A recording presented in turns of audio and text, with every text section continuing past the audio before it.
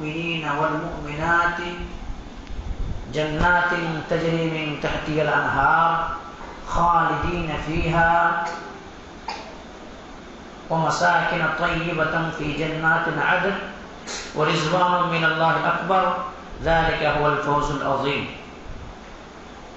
وقال الله عز وجل أعوذ بالله من الشيطان الرجيم بسم الله الرحمن الرحيم ربنا آتنا في الدنيا حسنة وفي الآخرة حسنة وقنا عذاب النار. وقال النبي صلى الله عليه وسلم العيش إلا العيش الآخرة أنصار والمهاجر. قال رب اشرح لي صدري ويسر لي أمري واحلل عقدة من لساني يفقهوا قولي رب زدني علما اللهم رب زدني علما. فأعوذ بالله من الشيطان الرجيم بسم الله الرحمن الرحيم آمن الرسول بما أنزل إليه من ربه والمؤمنون كل آمن بالله وملائكته وكتبه ورسله لا نفرق بين أحد من رسله وقالوا سمعنا وأطعنا غفرانك ربنا وإليك المصير. لا يكلف الله نفسا إلا وسعها لها ما كسبت وعليها ما اكتسبت ربنا لا تؤاخذنا إن نسينا أو أخطأنا ربنا ولا تحمل علينا إصرا كما حملته على الذين من قبلنا ربنا ولا تحملنا ما لا طاقة لنا به واعف عنا واغفر لنا وارحمنا أنت مولانا فانصرنا على القوم الكافرين. تمام تعریف حمد و ثنا کبریائی و بڑائی اس ایک وحدہ لا شریک خالق کائنات مالک ارض و سما کے لیے ہے جس نے ہم بنی نوع انسانوں کو اس روئے زمین کے اندر پیدا کیا اور اس روئے زمین کے اندر پیدا کرنے کے بعد اللہ سبحانہ و تعالی نے ہمیں یوں ہی نہیں چھوڑا بلکہ ہمارے رہبری کے لیے ہماری رشد و ہدایت کی خاطر 1,24,000 انبیاء کرام کو اس روئے زمین کے اندر مبعوث کیا، اس روئے زمین کے اندر بھیجا. تمام کے تمام نبیوں کے اوپر درود ہو اور تمام کے تمام رسولوں کے اوپر خصوصاً بالخصوص میرے اور آپ کا آقا جناب محمد الرسول اللہ صلی اللہ علیہ وسلم پر اللہم صلی علی محمد وعلی آل محمد کما صلیت علی ابراہیم وعلی آل ابراہیم انکا حمید مجید. اللہم بارک علی محمد وعلی آل محمد کما بارکت علی ابراہیم وعلی آل ابراہیم انکا حمید مجید. محترم سامعین، ابھی جو میں نے آپ حضرات کے سامنے قرآن مقدس کی آیت تلاوت کی ہے وہ آیت جو ہے سورہ توبہ سے ہے اور آیت نمبر 70 پر 2 ہے یعنی 72 ہے. اسی طرح سے آپ حضرات کے سامنے دوسری جگہ سے ایک آیت تلاوت کی گئی ہے وہ آیت سورہ بقرہ سے ہے اور آیت 200 ہے. اس مناسبت سے آج میں آپ حضرات کے سامنے بیان کروں گا اور بہت ہی حساس موضوع ہے. اس موضوع کو مرد و خواتین سب بغور سماعت کریں. موضوع ہے دکھوں کا اصل علاج. ایک انسان کی زندگی میں پریشانیاں آتی ہیں، دکھ آتی ہیں، غم آتی ہے اور انسان سمجھ نہیں پاتا ہے میں اس مصیبت کے اندر کیا کروں. تو قرآن و حدیث میں اسلام میں ہمیں اور آپ کو اس مصیبت سے نکلنے کا، اس دکھ سے نکلنے کے لیے ہمیں اور آپ کو ایک راستہ دیا ہے. تو وہ دکھوں کا اصل علاج کیا ہے یہ موضوع میں آپ حضرات کے سامنے رکھوں گا انشاءاللہ. بہت سارے ہمارے احباب ہیں جو بہت الگ الگ چیزوں کا ذکر کیا ہے اور انہوں نے ایسا کہا ہے کہ دکھوں کا علاج نماز ہے. 100% صحیح ہے، وہ بھی درست ہے. کسی نے کہا کہ مصیبتوں کا علاج، غموں کا علاج اذکار ہے، یہ بھی اپنے تک صحیح ہے، لیکن حقیقی معنوں میں، واقعی معنوں میں اصل دکھوں کا جو علاج ہونا چاہیے اور جہاں تک پہنچنا چاہیے وہاں تک لوگ پہنچ نہیں سکے. قرآن و حدیث کے مطالعے سے جہاں تک میری رسائی ہوئی ہے، جہاں تک میں پہنچا ہوں قرآن و حدیث کو پڑھنے کے بعد، تو مجھے جو بات سمجھ میں آئی ہے آپ لوگ بھی الحمدللہ اس بات سے اتفاق رکھیں گے کہ اور صحابہ کرام رضی اللہ عنہم اجمعین بھی دکھوں کے اندر پریشانیوں کے اندر، غم کے اندر بڑی مصیبتیں صحابہ کرام کی زندگی میں آئی، لیکن نبی کریم صلی اللہ علیہ وسلم ان دکھوں کا علاج کیسے کیا؟ تو میرے بھائیوں، دکھوں کا اصل علاج، مصیبتوں کا اصل علاج، غموں کا اصل علاج جو ہے وہ ہے شوق جنت ہے، جنت کا شوق ہے۔ ایک انسان کے ذہن و دماغ کے اندر جب جنت کی نعمتوں اور جنت کا شوق پیدا ہو جائے تو وہ انسان کو دنیا کی زندگی کے اندر اگر مصیبتیں بھی آئے، غم بھی آئے، پریشانیاں بھی آئے، تو وہ انسان کیا کرے گا؟ جنت کو سوچ کر کے اپنے دکھ کا ہلکا کر لے گا، اپنے دکھ اور اپنے پریشانیوں کو ہلکا کر لے گا۔ اور آئیے میں بتاؤں میرے بھائی آپ کو، اور آپ لوگ اتفاق کریں گے اس بات پر الحمدللہ، اللہ کے نبی جناب محمد کریم صلی اللہ علیہ وسلم کے دور کے اندر صحابہ کرام جو اولین ہے جنہوں نے نبی کریم صلی اللہ علیہ وسلم کی نبوت کے فوراً بعد ایمان قبول کیے ہیں، اسلام لائے ہیں، ان لوگوں کے ساتھ کیسے کیسی مصیبتیں آئی، کیسے کیسے پریشانیاں آئی، لیکن پریشانیاں، مصیبتیں، ظلم و زیادتی جو ان کے اوپر کیا گیا، ان ظلم و زیادتیوں کو کیسے صحابہ کرام نے کیسے اس مصیبت سے نکلنے کی کوشش کی۔ آئیے حضرت بلال رضی اللہ تعالیٰ عنہ، کون نہیں جانتے اس صحابی رسول کو؟ حضرت بلال رضی اللہ تعالیٰ عنہ، انہوں نے جب اسلام قبول کیا تو اسلام قبول کرنے کی عوض میں، اسلام قبول کرنے کی پاداش میں حضرت بلال رضی اللہ تعالیٰ عنہ کے اوپر جو مصیبت توڑی گئی، جو مصیبت اور پریشانیوں کا جو سامنا کرنا پڑا، واقعی معنی مورخین نے لکھا ہے کہ ایسے حضرت بلال رضی اللہ تعالیٰ عنہ کو مکے کی گلیوں میں لوگ کیا کرتے، ان کے پاؤں میں رسی باندھ دیا جاتا اور بدماشوں کو لگا دیا جاتا، اوباشوں کو لگا دیا جاتا، وہ اسلام کے دشمنوں کو لگا دیا جاتا، اور حضرت بلال حبشی رضی اللہ تعالیٰ عنہ کو اس کنکریلی زمین میں، اس ریتیلی زمین میں، مکے کی وہ کڑکی دھوپ میں اور مکی کی وہ صحرا وہ ایسے دھوپ میں حضرت بلال رضی اللہ تعالیٰ عنہ کو گھسیٹتے لوگ۔ یوں ہی نہیں میرے بھائی، جب حضرت بلال رضی اللہ تعالیٰ عنہ کو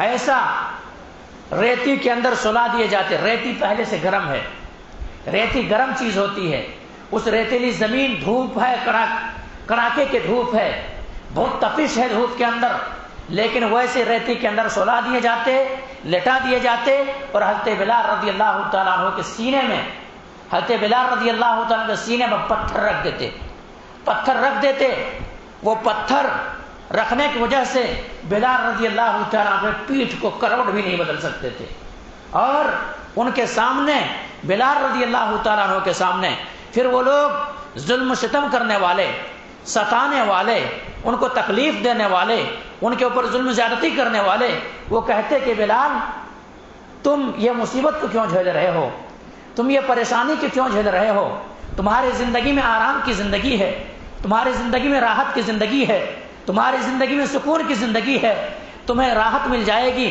سکون مل جائے گی، آرام مل جائے گا، بس ایک بات میں کہتا ہوں، اس بات کو مان لو، بس ایک بات میں کہتا ہوں، اس بات کو مان لو، میں صرف اتنا کہتا ہوں کہ جو محمد شریعت لے کر کے آئے ہیں صلی اللہ علیہ وسلم، ضرور کہیں کہ محمد جو دین لے کر کے آئے ہیں، محمد کے اوپر جو قرآن نازل ہوئی ہے، محمد صلی اللہ علیہ وسلم جو پیغام لے کر کے آئے ہیں، اس پیغام کو تو چھوڑ دے، اس پیغام سے باز آ جا اور ہمارے دین کی طرف پلٹ کے آ جا، ہمارے مذہب کی طرف پلٹ کے آ جا۔ تم بہت اچھے انسان ہو، بہت بھلے انسان ہو، لیکن تمہارے اوپر اگر ظلم زیادتی ہو رہی ہے تو صرف اس وجہ سے ہو رہی ہے کہ تم نے اسلام قبول کیا ہے، تم نے اسلام قبول کیا ہے، نبی کریم صلی اللہ علیہ وسلم شریعت کے اوپر تو پابند ہو، اس شریعت پہ چل رہا ہے، اس لیے میں کہتا ہوں اس دن کو چھوڑ دو۔ حضرت بلال رضی اللہ تعالیٰ عنہ ہنسنے کے بعد زبان اتھر سے ایک ہی بات نکالتے، زبان اتھر سے ایک ہی ندا لگاتے، زبان اتھر سے ایک ہی آواز لگاتے۔ حضرت بلال رضی اللہ عنہ یہی جملہ کہتے، احد احد احد، کیا مطلب؟ اللہ ایک ہے اور اللہ ایک ہے، اللہ ایک ہے اور اللہ ایک ہے۔ تم جو کہتے ہو کہ 360 بتوں کی عبادت کرو، تو یہ 360 جو بتیں ہیں یہ عبادت کے لائق نہیں ہے۔ ارے یہ بت کا تو یہ حال ہے کہ اگر ان کے سامنے اگر آ کر کے مکھی بیٹھ جائے تو مکھی کو ہٹانے کی طاقت نہیں رکھتا، ان کے اوپر اگر کوئی پیشاب کر کے جائے تو اس کو ہٹانے کی طاقت نہیں رکھتا، بھلا دوسرے کی مصیبت اور دوسرے کا غم کیا یہ غم کو کیا ہلکا کر سکتا ہے، دوسرے کو زندگی کو کیا سکون دے سکتا ہے، یہ تو خود محتاج ہے، خود تم نے اپنے ہاتھوں سے بنایا ہے، بھلا یہ تمہیں اس کے ہم عبادت کیسے کریں گے؟ کہتے بس ہمارے جو لات و عزا ہے، ہمارے جو بت ہے، ان بتوں کی عبادت کرو، تم اسلام کو چھوڑ دو، ہم تمہیں چھوڑ دیں گے۔ بلال رضی اللہ تعالیٰ عنہ وہ تکلیف کو سہنا برداشت کرتے، وہ غم کو سہنا برداشت کرتے، وہ مصیبت کو سہنا برداشت کرتے، اور کہتے احد احد اللہ ایک ہے اور اللہ ایک ہے۔ اور وہ جانتے تھے کہ اگر میں ان لوگوں کے دباؤ میں آ کر کے، یہ لوگ مجھے جیسے دبا رہے ہیں، میرے اوپر ظلم زیادتی کر رہے ہیں، مجھے ستا رہے ہیں، اگر ہم اس کے دباؤ میں آ گئے اور اسلام سے پھر گئے تو مرتد ہو جائیں گے، اور مرتد کا سزا کیا ہے؟ اسلام کے اندر جہنم ہے۔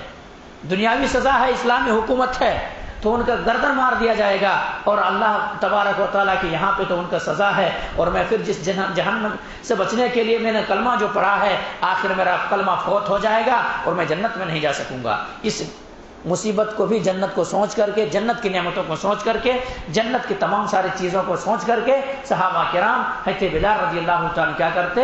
اسلام سے نہیں پھرتے۔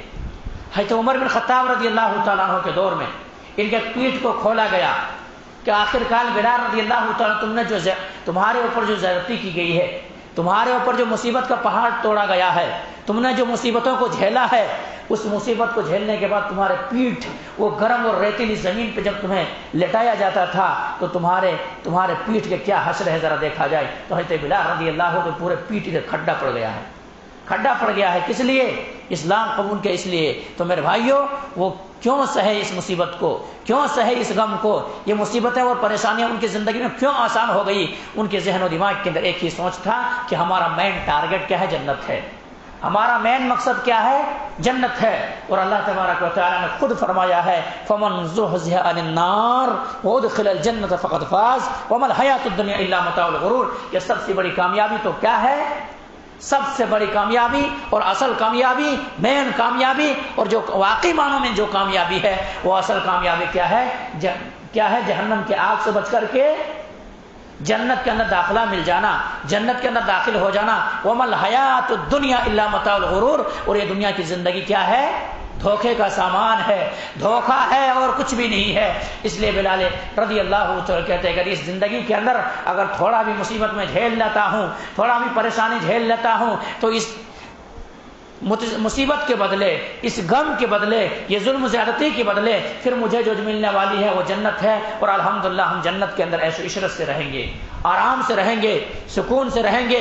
وہاں جا کر کے جو نعمتیں ہمیں اور آپ کو ملے گی وہ نعمتیں پھر کبھی ختم ہونے والی نعمت نہیں ہے۔ یہ ہے میرے بھائی۔ یوں ہی نہیں، آئیے خواتین اسلام بھی یہاں پر موجود ہے۔ مردوں نے صرف اسلام کے لیے قربانی نہیں دی ہے، بلکہ عورتوں نے بھی اسلام کے لیے بڑی بڑی قربانیاں پیش کی ہے، عورتوں نے بھی بہت بڑی بڑی قربانیاں دی ہے۔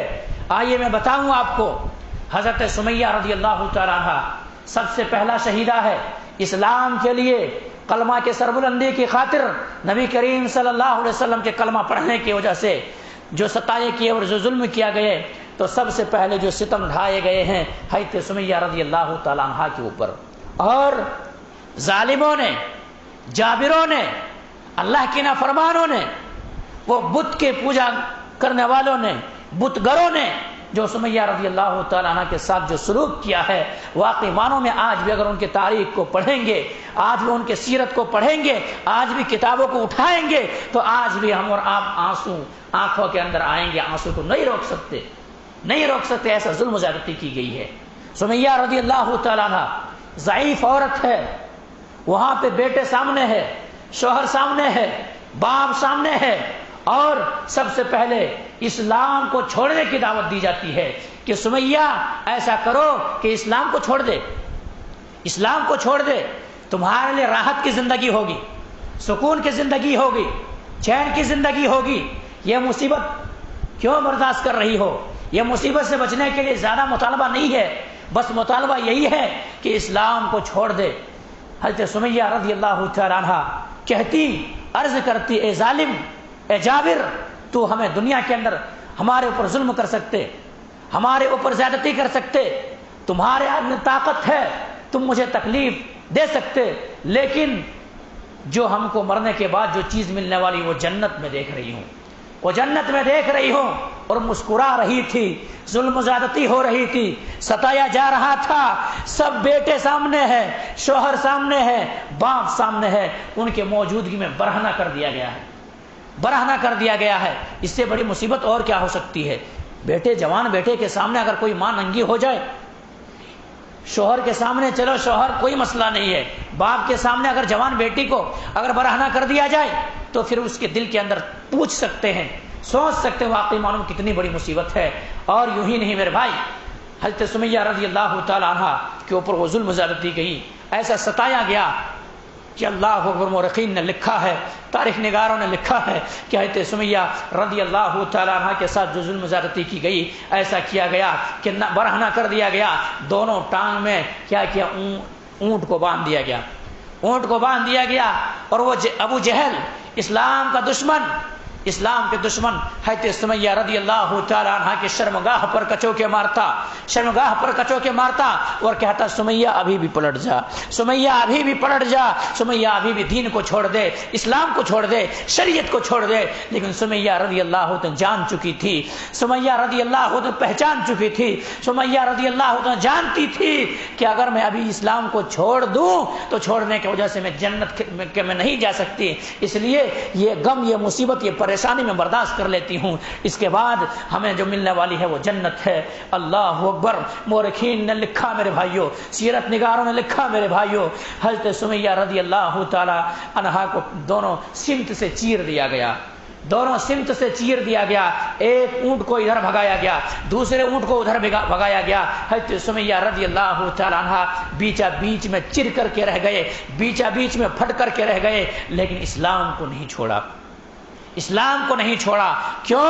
ان کے ذہن و دماغ کے اندر یہ چیز رچ اور بس گیا تھا کہ ہمیں یہ مصیبت کے بعد جو ملنے والی ہے وہ جنت ہے۔ اور واقعی معنوں میں مورخین نے لکھا میرے بھائیوں، تاریخ نگاروں نے لکھا میرے بھائیوں، سمیہ رضی اللہ تعالی عنہ جب جان دے رہی تھی، سمیہ رضی اللہ عنہ جب شہادت کی جام پی رہی تھی، سمیہ رضی اللہ تعالی عنہ کے جو ہونٹوں میں مسکراہٹ تھی، مسکراہٹ تھی، مسکرا رہی تھی۔ اور جب ابو جہل نے کہا کہ یہ مصیبت کا اور پریشانی کا وقت ہے، دنیا چھوڑ رہی ہے لیکن مسکرا رہی ہے، انہوں نے کہا اے ظالم و جابر، جو میں دیکھ رہی ہوں وہ تم نہیں دیکھ رہے ہو، میں اللہ کی جنت کو دیکھ رہا ہوں، اور میں جام شہادت پی کر کے میں سیدھے اللہ کی جنت میں داخل ہو جاؤں گی، وہ چیز میں دیکھ رہی ہوں تم نہیں دیکھ رہے ہو۔ تو یہ ہے میرے بھائی شوق جنت، طلب جنت، تلاش جنت، یہ دکھوں کا اصل علاج ہے میرے بھائیوں۔ یوں ہی نہیں، آئیے اس کا واقعہ بھی آپ سنیں۔ حضرت ام ظفر اسدیہ رضی اللہ تعالی عنہ، کون ہے یہ؟ حضرت ام ظفر اسدیہ رضی اللہ تعالی عنہ، یہ نبی کریم صلی اللہ علیہ وسلم کی خدمت میں حاضر ہوئے ہیں۔ حاضر ہونے کے بعد اللہ کے نبی جناب محمد کریم صلی اللہ علیہ وسلم سے ایک شکایت لے کر کے آتے ہیں کہ اللہ کے نبی جناب محمد کریم صلی اللہ علیہ وسلم، میں مریضہ ہوں، میں اکثر بیمار رہتی ہوں، مصیبت زدہ اور پریشانی میرے اوپر ٹوٹ پڑتی ہے، اور میرے اوپر جو بیماری لاحق ہے، جو بیماری ہے، وہ بیماری کوئی دیگر بیماری نہیں بلکہ مرگی کا دورہ پڑتا ہے، مرگا کے فٹس کی بیماری آتی ہے، فٹس کی بیماری آتی ہے۔ اللہ کے رسول آپ دعا کر دیں، آپ دعا کر دیں، آپ کی دعاؤں کی برکت ایسا ہوگا تاکہ میں اس بیماری سے محفوظ ہو جاؤں، بیماری ختم ہو جائے، میں بیماری سے محفوظ اور صحت مند ہو جاؤں۔ اللہ اکبر۔ نبی کریم صلی اللہ علیہ وسلم اکثر موقع پہ جنت ہی کو کہہ کر کے صحابہ یا صحابیات کے علاج کیا کرتے تھے۔ اللہ کے نبی جناب محمد کریم صلی اللہ علیہ وسلم نے فرمایا کہ اے ام ظفر اسدیہ رضی اللہ تعالی عنہ، اگر میں دعا کروں تو اللہ کی ذات کے اوپر قوی امید ہے، اللہ کی ذات کے اوپر قوی بھروسہ ہے کہ اللہ سبحانہ و تعالی میرے دعاؤں کے ذریعے سے تمہیں صحت و تندرستی عطا کر دیں گے، لیکن میں جو چاہ رہا ہوں وہ کوئی اور مقصد ہے، میں یہ چاہتا ہوں کہ تو صبر کر لے، تو صبر کر لے، اگر تو اس بیماری پر صبر کرتی ہے تو صبر کی وجہ سے اللہ سبحانہ و تعالی تیرے لیے جنت کے دروازے کھول دیں گے، تیرے لیے جنت ہے۔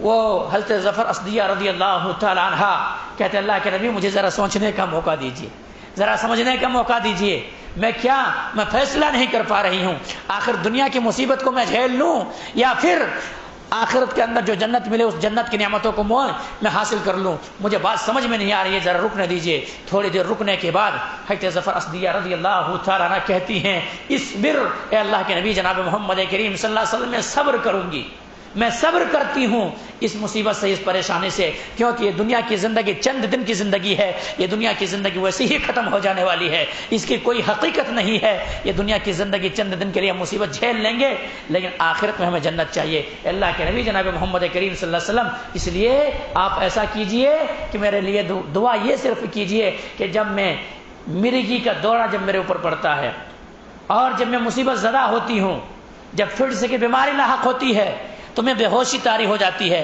اور بے ہوشی طاری ہونے کی وجہ سے مجھے ہوش و حواس باقی نہیں رہتی، نہیں رہنے کی وجہ سے ایسا اللہ کے نبی جناب محمد کریم صلی اللہ علیہ وسلم میرے کپڑے کھل جاتے ہیں، میرے سطر کھل جاتے ہیں، اور سطر کھلنے کی وجہ سے میں برہنہ ہو جاتی ہوں، میں بے پردگی کی شکار ہو جاتی ہوں، بے پردہ ہو جاتی ہوں۔ اس لیے اللہ کے نبی جناب محمد کریم صلی اللہ علیہ وسلم آپ ایسا کیجئے، آپ دعا کیجئے، میرے بیماری سے میں شفا نہیں چاہتی، بلکہ جو مصیبت اور جب پریشانی کے وقت جو میرا پردہ کھل جاتا ہے، اس پردے کے تعلق سے آپ دعا کیجئے کہ میرا پردہ نہ کھلے۔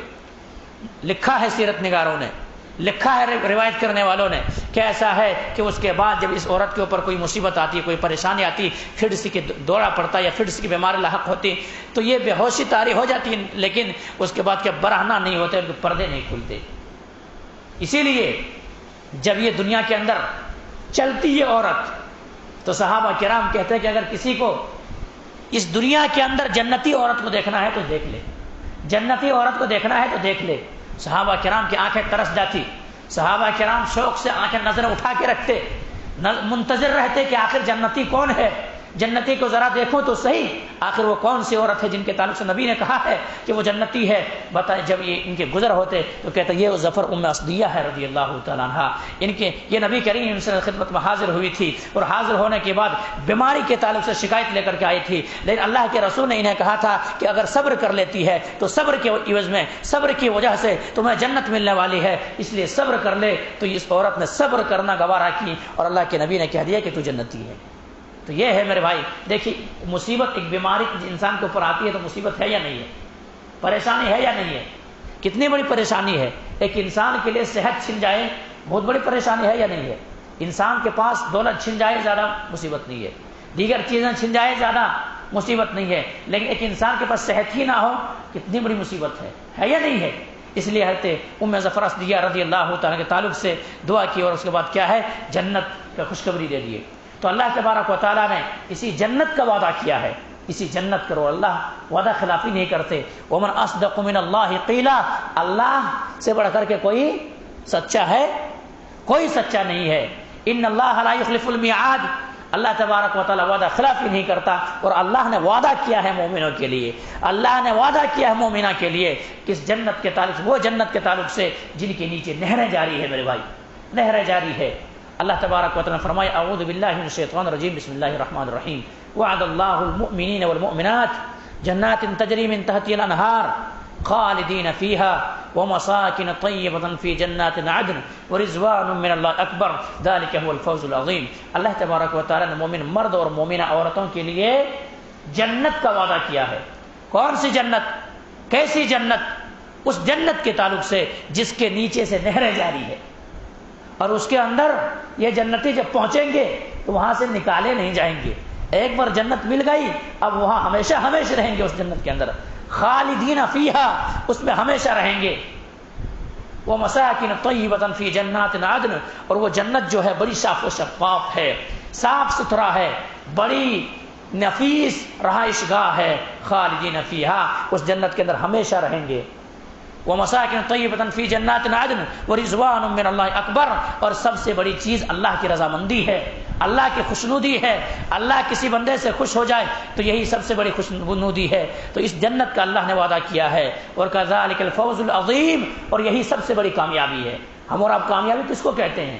ہم اور آپ کامیابی اس کو کہتے ہیں کہ اگر کوئی انسان دنیا کے اندر پیسے والے ہو جائے، دنیا کے اندر صاحب ثروت والے ہو جائے، دنیا کے اندر ان کے نام بہت چرچا ہو، نام کا چرچا ہو، دنیا کے اندر کہے کہ ان کے پاس کتنا دولت ہے، دنیا کے اندر کوئی بلڈنگیں کھڑا کر لے، کوئی چیز کوٹھیاں بنا لے، یا دنیا ان کو پیسے کے نام سے زور سے نام لے تو ہم اور آپ سمجھتے ہیں کہ وہ کامیاب ہے، لیکن اللہ نے اس کو کامیاب نہیں کہا ہے، اللہ نے اس کو کامیاب نہیں کہا ہے، بلکہ اصل کامیاب کن کو کہا ہے؟ اصل کامیاب ذالک الفوز العظیم، جو انسان جہنم کی آگ سے بچ کر کے جنت کا داخلہ مل جائے، جنت جن کو مل جائے اس کو کامیاب کہا ہے، اس کو کامیاب کہا میرے بھائی۔ آئیے میں مزید آپ کو اس بات کو سمجھانے کے لیے مزید احادیث کا سہارا لوں میں آپ سے۔ نبی کریم صلی اللہ علیہ وسلم جو تھے اکثر و بیشتر یہی دعا کیا کرتے تھے، پوری زندگی میں جو سب سے زیادہ دعا مانی گئی ہے یہی دعا ہے۔ کیا؟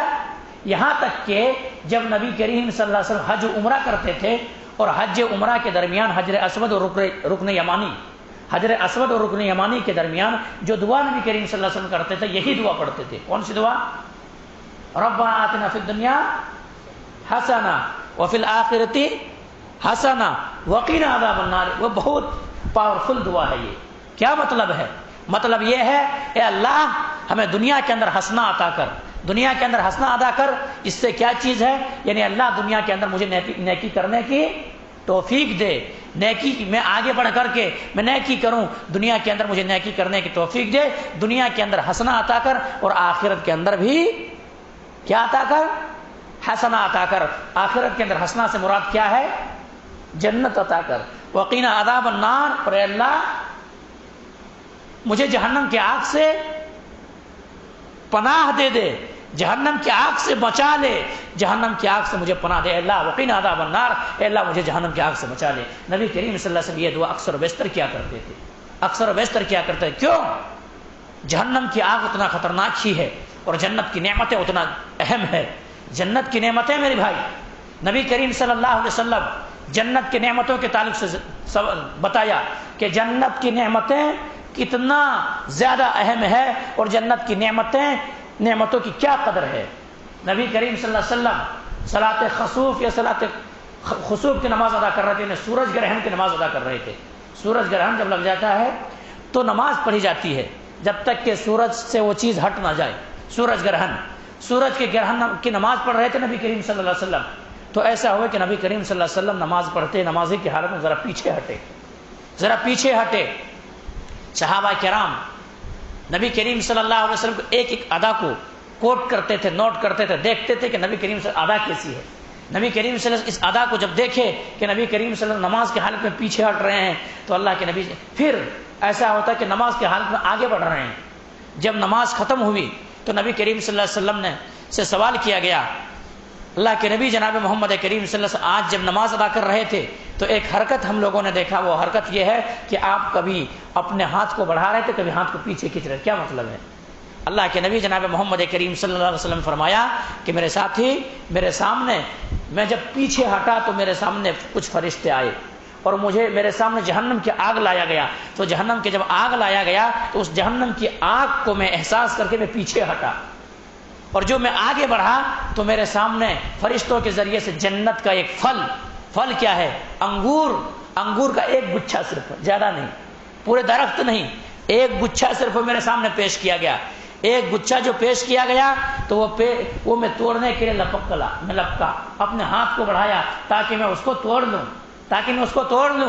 تو اگر میں اس کو توڑ لیتا اور اگر میں اس کو لے لیتا اس فرشتے سے تو پوری آنے والی نسل تا قیامت تک اس پھل کو کھاتی، اس انگور کو کھاتی، لیکن ختم نہیں ہوتا۔ وہ کتنا؟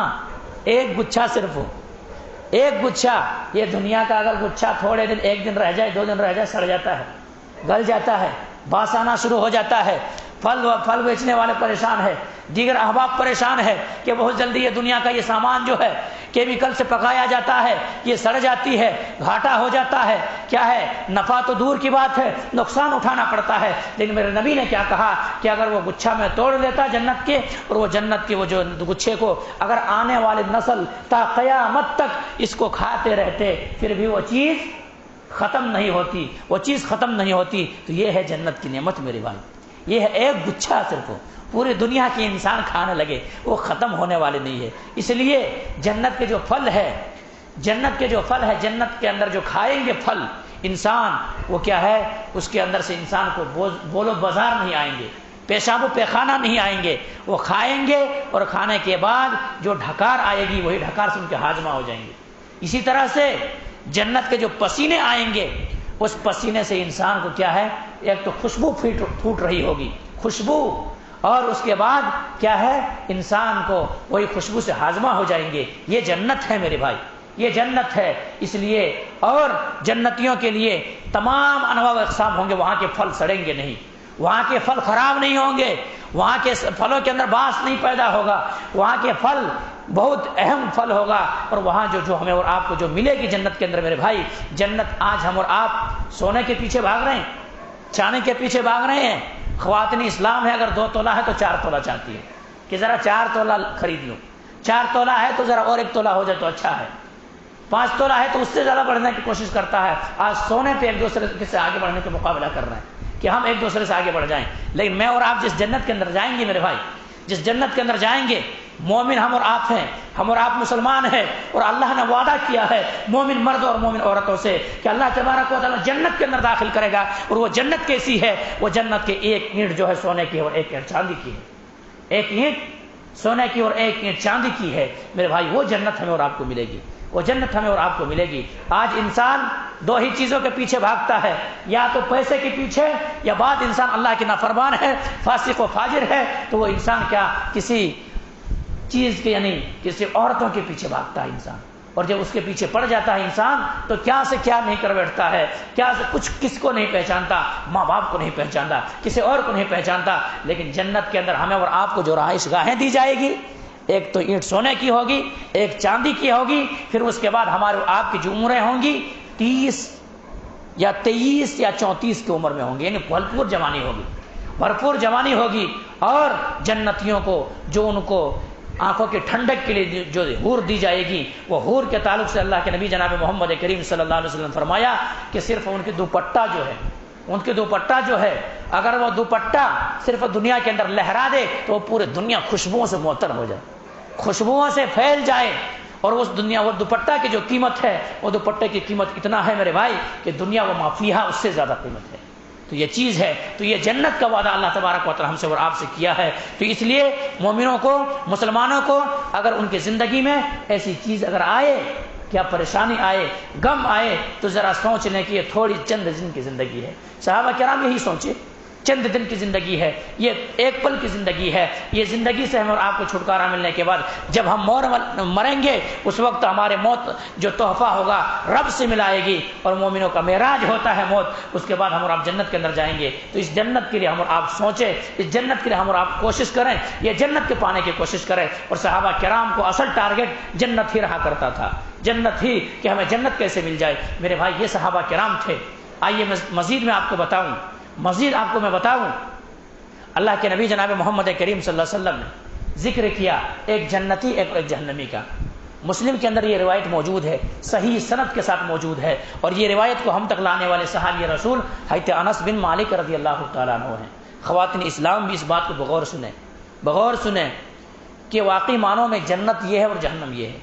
اللہ کے نبی جناب محمد کریم صلی اللہ علیہ وسلم نے ارشاد فرمایا کہ کل قیامت کے دن ایک شخص کو لایا جائے گا، ایک انسان کو لایا جائے گا۔ وہ انسان ایسا ہوگا جنہوں نے اللہ رب العالمین کی نافرمانی کی ہوگی، رب کو بھول گیا ہوگا۔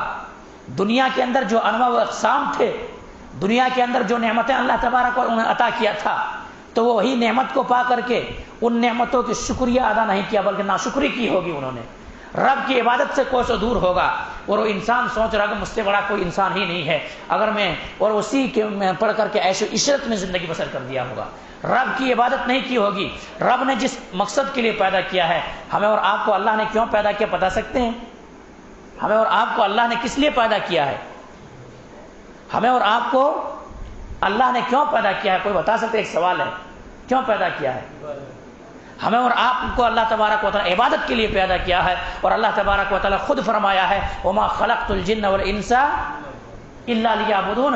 ہم نے محض جن و انس کو کس لیے پیدا کیا ہے؟ کیا کمانے کے لیے، کھانے کے لیے، عیش و عشرت کرنے کے لیے؟ دولت اکٹھا کرنے کے لیے یا دیگر چیزوں کے لیے، اس لیے پیدا کیا ہے، عبادت کے لیے۔ لیکن اسلام یہ نہیں کہتا کہ آپ کمائیں مت، آپ کھائیں مت، آپ دیگر چیز مت کریں۔ اگر آپ صحیح اسلام کے حدود میں رہ کر کے، اسلام کی حد میں رہ کر کے، شریعت میں کے اندر رہ کر کے اگر آپ کماتے ہیں تو آپ کا کمانا بھی عبادت، آپ کھاتے ہیں بھی آپ کا کھانا بھی عبادت، آپ یہاں تک کہ اپنی بیوی کے پاس پہنچتے ہیں اور لطف اندوز ہوتے ہیں، وہ بھی عبادت۔ صحابہ کرام نے کہا اللہ کے نبی جناب محمد کریم صلی اللہ علیہ وسلم، یہ تو ہم فائدہ اٹھاتے ہیں، لطف اندوز ہوتے ہیں، اس میں کیسے ہمارے لیے عبادت ہے اور اس میں کیسے ہمارے لیے ثواب ہے؟ اللہ کے رسول نے فرمایا اگر یہی چیز کہیں دوسری جگہ کرو تب، اگر یہی چیز جو جائز طریقے سے تم کر رہے ہو شادی کے ذریعے سے، اگر یہی چیز غلط راستے میں جا کر تم کرو پھر کیا ہوگا؟ صحابہ کرام نے کہا اللہ کے نبی ہمارے سر قلم ہو جائیں گے، سر کٹ جائیں گے، سر کٹ جائیں گے۔ تو وہی چیز اگر یہاں جائز جگہ پہ کرو تو کیوں نہیں ثواب ہے؟ لیکن کب ثواب ہے؟ جب شریعت کے حدود کے اندر اسلام کے حدود میں رہے گا بندہ، شریعت کے پابند رہے گا انسان، تب وہ انسان تب عبادت ہوگی۔ ورنہ ایک انسان ایسے بھول بھلائیے کہ زندگی میں کٹ رہا ہے، اس کی زندگی رب کو بھول گیا ہے، رب کی نافرمانی ہو رہی ہے، رب کی عبادت نہیں کر رہا ہے، وہ انسان ایسے عشرت میں پڑ گیا ہے، دنیا ہی کو جنت سمجھ بیٹھا ہے اور وہ انسان رب کی نافرمانی کر رہا ہے، تب تو وہ انسان کیا ہے؟ ان کے لیے عبادت نہیں ہوگی۔ کیوں؟ تب تو ایسے عشرت کر رہا، وہ کیسے پھر ہوگا؟ رب کی بندگی جب ہوگا، رب نے جس سے روکا ہے، جو کرنے کو کہا ہے، جب کرے گا تب عبادت ہوگی یہ چیز۔ تو بہرحال میں بتا رہا تھا اس بندے کو لایا جائے گا جن کی زندگی پوری مالداری کے ساتھ کٹی ہے، عیش و عشرت میں کٹی ہے، سکون و آرام میں کٹا ہے، دنیا کے اندر کبھی دکھ نہیں دیکھا ہے، خاندانی امیر ہے وہ انسان، کبھی دکھ نہیں دیکھا ہے، اور وہی پیسے کی لالچ میں آ کر کے یا پھر پیسے ہی کی گھمنڈی میں رب کو بھول گیا ہے۔ کل قیامت کے دن ایسے انسان کے نام اعمال وزن کیا جائے گا، نام اعمال دیکھا جائے گا، نام اعمال دیکھنے کی وجہ سے پھر ایسا ہوگا کہ نام اعمال کا پلڑا جو ہے، وہ اعمال نیکیوں کا جو پلڑا ہے وہ ہلکا ہو جائے گا، گناہوں کا پلڑا بھاری ہو جائے گا۔ اللہ تبارک و تعالیٰ کا حکم ہوگا کہ دیکھو اس کے نام اعمال کا جو پلڑا ہے وہ ہلکا ہے اور برائیوں کا پلڑا بھاری ہے، اس لیے ایسا کیا جائے کہ اس کو جہنم میں داخل کر دیا جائے، جہنم میں اس بندے کو داخل کر دیا جائے، اس بندے کو جہنم میں ڈال دیا گیا، جہنم میں داخل کر دیا گیا۔ لیکن رب تبارک و تعالیٰ ان سے ایک سوال کرے گا، پوچھے گا، تاکہ مومنوں کو واقعی معنوں میں پتہ ہو جائے کہ ہم نے جو دنیا کے اندر ایسی پھوٹ پھاٹ میں زندگی گزاری ہے، رب کی بندگی کی ہے، رب کی عبادت کی ہے، تو واقعی معنوں میں ہم گھاٹے میں نہیں ہے، واقعی معنوں میں ہم گھاٹے میں نہیں ہے۔ اس بندے سے پوچھا جائے گا اے بندہ بتاؤ تو صحیح، کیا کبھی تم نے دنیا کے اندر عیش و آرام کی زندگی پایا تھا؟ کبھی سکون کی زندگی پایا تھا؟ کبھی تم نے عیش و عشرت کی زندگی بسر کی تھی؟ یا کبھی تم سکون میسر ہوا تھا؟ وہ انسان فوراً کہہ دے گا اللہ تبارک و تعالیٰ آج اس مصیبت کو دیکھ کر کے، یہ جہنم کی تھوڑی عذاب چکھ لینے کے بعد اب ایسا مجھے محسوس ہوتا ہے کہ میری پوری زندگی کس میں کٹ گئی ہے؟ مصیبت میں کٹ گئی ہے، پریشانی میں کٹ گئی ہے، غم میں کٹ گئی ہے۔ تھوڑا عذاب دیکھنے کے بعد وہ بندہ ایسا احساس کرے گا میرے بھائی، تو یہ جہنم ہے۔ جہنم کیا چیز ہے کہ دنیا کی تمام سکھ کو، دنیا کے تمام آرام کو، دنیا کے تمام راحت کو، دنیا کے تمام سکون کو وہ انسان ایک گوتا لگانے کے بعد، ایک پل کے لیے داخل ہونے کے بعد تمام عیش و عشرت کو بھول گیا ہے، تو یہ ہے جہنم۔ لیکن میرے بھائیوں، ایک جنتی بندے کو لایا جائے گا، جنتی بندہ دنیا کے اندر کلاشی اور فقیری کے اندر زندگی بسر کیا تھا، ان کے پاس مال نہیں تھا، دولت نہیں تھا، کوئی شے نہیں تھا، لوگ ان کو دیکھتے تھے تو لوگ ان کو کراتے تھے، بے عزت سمجھتے تھے، لوگوں اپنے قریب نہیں آنے دیتے تھے، فٹ پھاڑ میں زندگی بسر ہو گئی تھی۔ لیکن وہ بندہ سب کچھ اتنے مصیبت میں رہنے کے باوجود بھی وہ بندہ رب کی عبادت کیا تھا، رب کی عبادت کیا تھا، اور جس مقصد کے اللہ نے پیدا کیا تھا وہ مقصد ان کو یاد ہوگا، رب کی بندگی کی ہوگی، رب کی عبادت کیا ہوگا۔ اس بندے کو لایا جائے گا، حساب و کتاب ہوگا، نام اعمال کا وزن ہوگا، نام اعمال کے وزن ہونے کے بعد میرے بھائی پھر ایسا ہوگا کہ اللہ تبارک و تعالیٰ اس کو جنت کے اندر ایک پل کے لیے داخل کرے گا، ایک پل کے لیے داخل کرے گا۔ داخل کرنے کے بعد پھر ایسا ہوگا کہ اللہ تبارک و تعالیٰ ان سے پوچھے گا اے میرے بندے بتاؤ تو صحیح، کبھی تمہارے دنیا کی زندگی میں مصیبت آئی تھی؟ پریشانی آئی تھی، غم آیا تھا، کبھی تم پھٹے پرانے کپڑے پہنے تھے، وہ بندہ کہے گا اللہ تبارک و تعالیٰ جنت کی تھوڑا نعمتوں کو چکھ لینے کے بعد، تھوڑی نعمتوں کو دیکھ لینے کے بعد اب مجھے ایسا احساس ہو رہا ہے، ایسا مجھے لگ رہا ہے کہ اللہ تبارک و تعالیٰ میری پوری زندگی جو ہے کس میں کٹ گئی ہے؟ آرام میں کٹ گئی ہے، راحت میں کٹ گئی ہے، سکون میں کٹ گئی ہے۔ دیکھیے یہ چیز ہے، اللہ تبارک و تعالیٰ کی نافرمانی کر کے گیا ہے بندہ، جہنم میں جا رہا ہے، ایک پل کے لیے داخل کیا جا رہا ہے تو وہ بندہ تمام عیش و عشرت کو بھول گیا ہے، لیکن ایک بندہ رب کی عبادت کو نہیں بھولا ہے، اپنے جس مقصد کے اللہ نے پیدا کیا ہے اس مقصد کو نہیں بھولا ہے، جنت میں جا رہا ہے۔ جنت میں داخل ہونے کے بعد وہ انسان ایسا کہہ رہا ہے کہ اللہ تبارک و تعالیٰ میری پوری زندگی جو ہے آرام میں کٹی ہے۔ تو میرے بھائی جب ہم اور آپ اس جنت کے بارے میں سوچیں گے کہ تب ہمیں اور آپ کو پھر ایک مومن بندہ ہوگا، ایک مسلمان بندہ ہوگا، دنیا کے دکھ کوئی دکھ رہیں گے، پھر دنیا کے غم کوئی غم رہیں گے پھر، کیونکہ وہ انسان سوچے گا کہ چند دن ہے کاٹ لیں گے، اس کے بعد تو ہمیں اور آپ کو جو ملنے والی وہ جنت ہے۔ تو یہ ہے میرے بھائی، یوں ہی نہیں میرے بھائی، جہنم اتنا خطرناک ہے، جہنم کی آگ اتنا خطرناک ہے کہ جہنم کے سب سے ہلکے عذاب جن کو دیا جائے گا نا، جن کو دیا جائے گا، بعض روایتوں کے اندر صراحت موجود ہے، ابو طالب کو دیا جائے گا۔ ابو طالب یہ کون ہے؟ نبی کریم صلی اللہ علیہ وسلم چہیتے ہیں، نبی کریم صلی اللہ علیہ وسلم چچا ہے، نبی کریم صلی اللہ علیہ وسلم ان کے گزر جانے کے بعد نبی کریم صلی اللہ علیہ وسلم 6 ماہ تک غمگین رہے اور دعا کرتے رہے۔ نبی کریم سے یوم الحزن یعنی غم کا سال قرار دیے۔ کیوں؟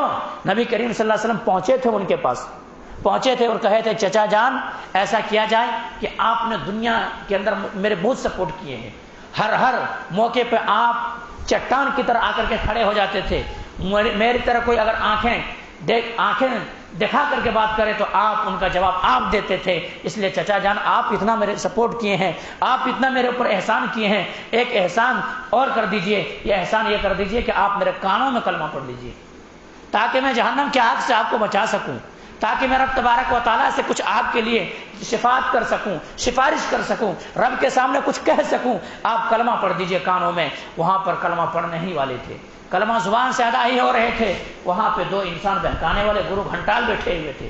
گرو گھنٹال ایسے انسان بیٹھے ہوئے تھے، ابو جہل اور امیہ بن خلف وغیرہ بیٹھے ہوئے تھے۔ انہوں نے کہا کہ ایسا ہے کیا اے ابو طالب، کیا اب مرتے مرتے باپ دادا کے دن چھوڑ دو گے؟ مرتے مرتے باپ دادا کے دین چھوڑ دے گئے؟ یہ سننا ہی تھا۔ چچا نے کہا کہ بھتیجے مجھے نار گوارا ہے۔ کیا گوارا ہے؟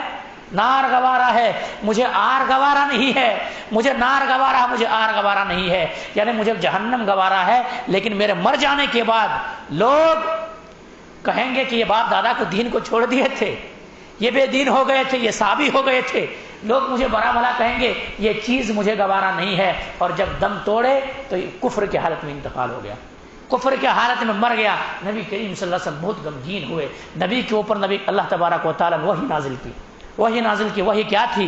انک لا تہدی من احببت ولکن اللہ یہدی من یشاء۔ اے نبی آپ جس کو چاہے ہدایت نہیں دے سکتے، آپ کا کام ہے بلغوا انی ولو آیا، آپ کو جو امانت سونپی گئی آپ پہنچائیں لوگوں تک، لیکن آپ کا کام ہدایت دینا نہیں ہے۔ ہدایت دینا کن کا کام ہے؟ عرش پر مستوی اللہ سبحانہ و تعالیٰ کا کام ہے۔ تو یہی چچا کل قیامت کے دن سب سے ہلکے عذاب ان کا ہوگا۔ سب سے ہلکے عذاب کیا ہوگا؟ آگ کی جوتی پہنائی جائے گی یا آگ ان کے پاؤں کے نیچے رکھے جائیں گے، تو وہ رکھنے کی وجہ سے یہ دماغ کھول رہا ہوگا، وہ دماغ کھول رہا ہوگا اور وہ ایسا احساس کرے گا کہ مجھے ہی سب سے زیادہ عذاب دیا گیا ہے، حالانکہ سب سے ہلکا عذاب انہی کو دیا جا رہا ہوگا۔ اسی لیے اللہ نے کہا ہے قرآن مقدس کے اندر فمن زحزح عن النار وادخل الجنۃ فقد فاز، جو انسان جہنم کی آگ سے بچا لیے گئے اور جنت کے اندر جن کا داخلہ مل گیا، وہ انسان کیا ہے؟ کامیاب ہے۔ تو میرے بھائی یہ چیز ہے، اس لیے ہمیں اور آپ کو ہمیشہ ہمارا اور آپ کا سوچ، ہمارا اور آپ کا مقصد، ہمارا اور آپ کا ٹارگٹ، مین مقصد یہی ہونا چاہیے کہ میں جہنم کی آگ سے کیسے بچ جاؤں اور جنت کے اندر داخلہ کیسے مل جائے، وہ جنت کے اندر کیسے میں داخل ہو جاؤں۔ تو یہ چیز ہمارا آپ کے ہمیشہ ٹارگٹ ہونا چاہیے، ہمارا آپ کا یہی ہمیشہ سوچ ہونا چاہیے۔ صحابہ کرام کی زندگیوں میں یہی چیز ہمیشہ رہا کرتی تھی۔ آئیے میں بتاؤں آپ کو، کچھ غزوات کی طرح لے کے جاؤں، کچھ غزوات کی طرح لے کر کے جاؤں۔ آپ لوگوں کو معلوم ہے جنگ بدر، جنگ بدر معلوم ہے؟ جنگ بدر یہ اسلام کے سب سے پہلی لڑائی ہے، اسلام کے سب سے پہلا معرکہ ہے جو دشمنوں کے خلاف لڑی گئی۔ مسلمانوں کے اوپر اتیاچار کرنے والے، مسلمانوں کے اوپر ظلم زیادتی کرنے والے، مسلمانوں کو ستانے والے، کلمہ سربلندی کے لیے جو صحابہ کرام کام کرتے تھے، اس کلمے کو مٹانے کے لیے جب مشرکین مکہ ٹوٹ پڑے، تب یہ جنگ لڑی گئی اللہ کے حکم سے. یہ جنگ لڑی گئی. یہ جنگ جو تھی ایسی جنگ تھی جس میں مسلمانوں کی تعداد 313 کی تھی.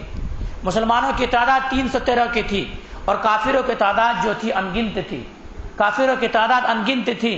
ایسے موقع پر اللہ کے نبی جناب محمد کریم صلی اللہ علیہ وسلم صحابہ کرام کی صفیں درست کرا رہے تھے. صفیں درست کرا رہے تھے اور صفیں درست کراتے کراتے نبی کریم صلی اللہ علیہ وسلم یہ تسلی بھی دے رہے تھے، نبی کریم صلی اللہ علیہ وسلم خوشخبری بھی دے رہے تھے اور دعا بھی کر رہے تھے کہ اللہ تبارک و تعالیٰ آج اگر یہ 313 کی تعداد مٹ گئی تو اللہ تبارک و تعالیٰ پھر دنیا کے اندر تمہارا نام لینے والا کوئی نہیں ہوگا.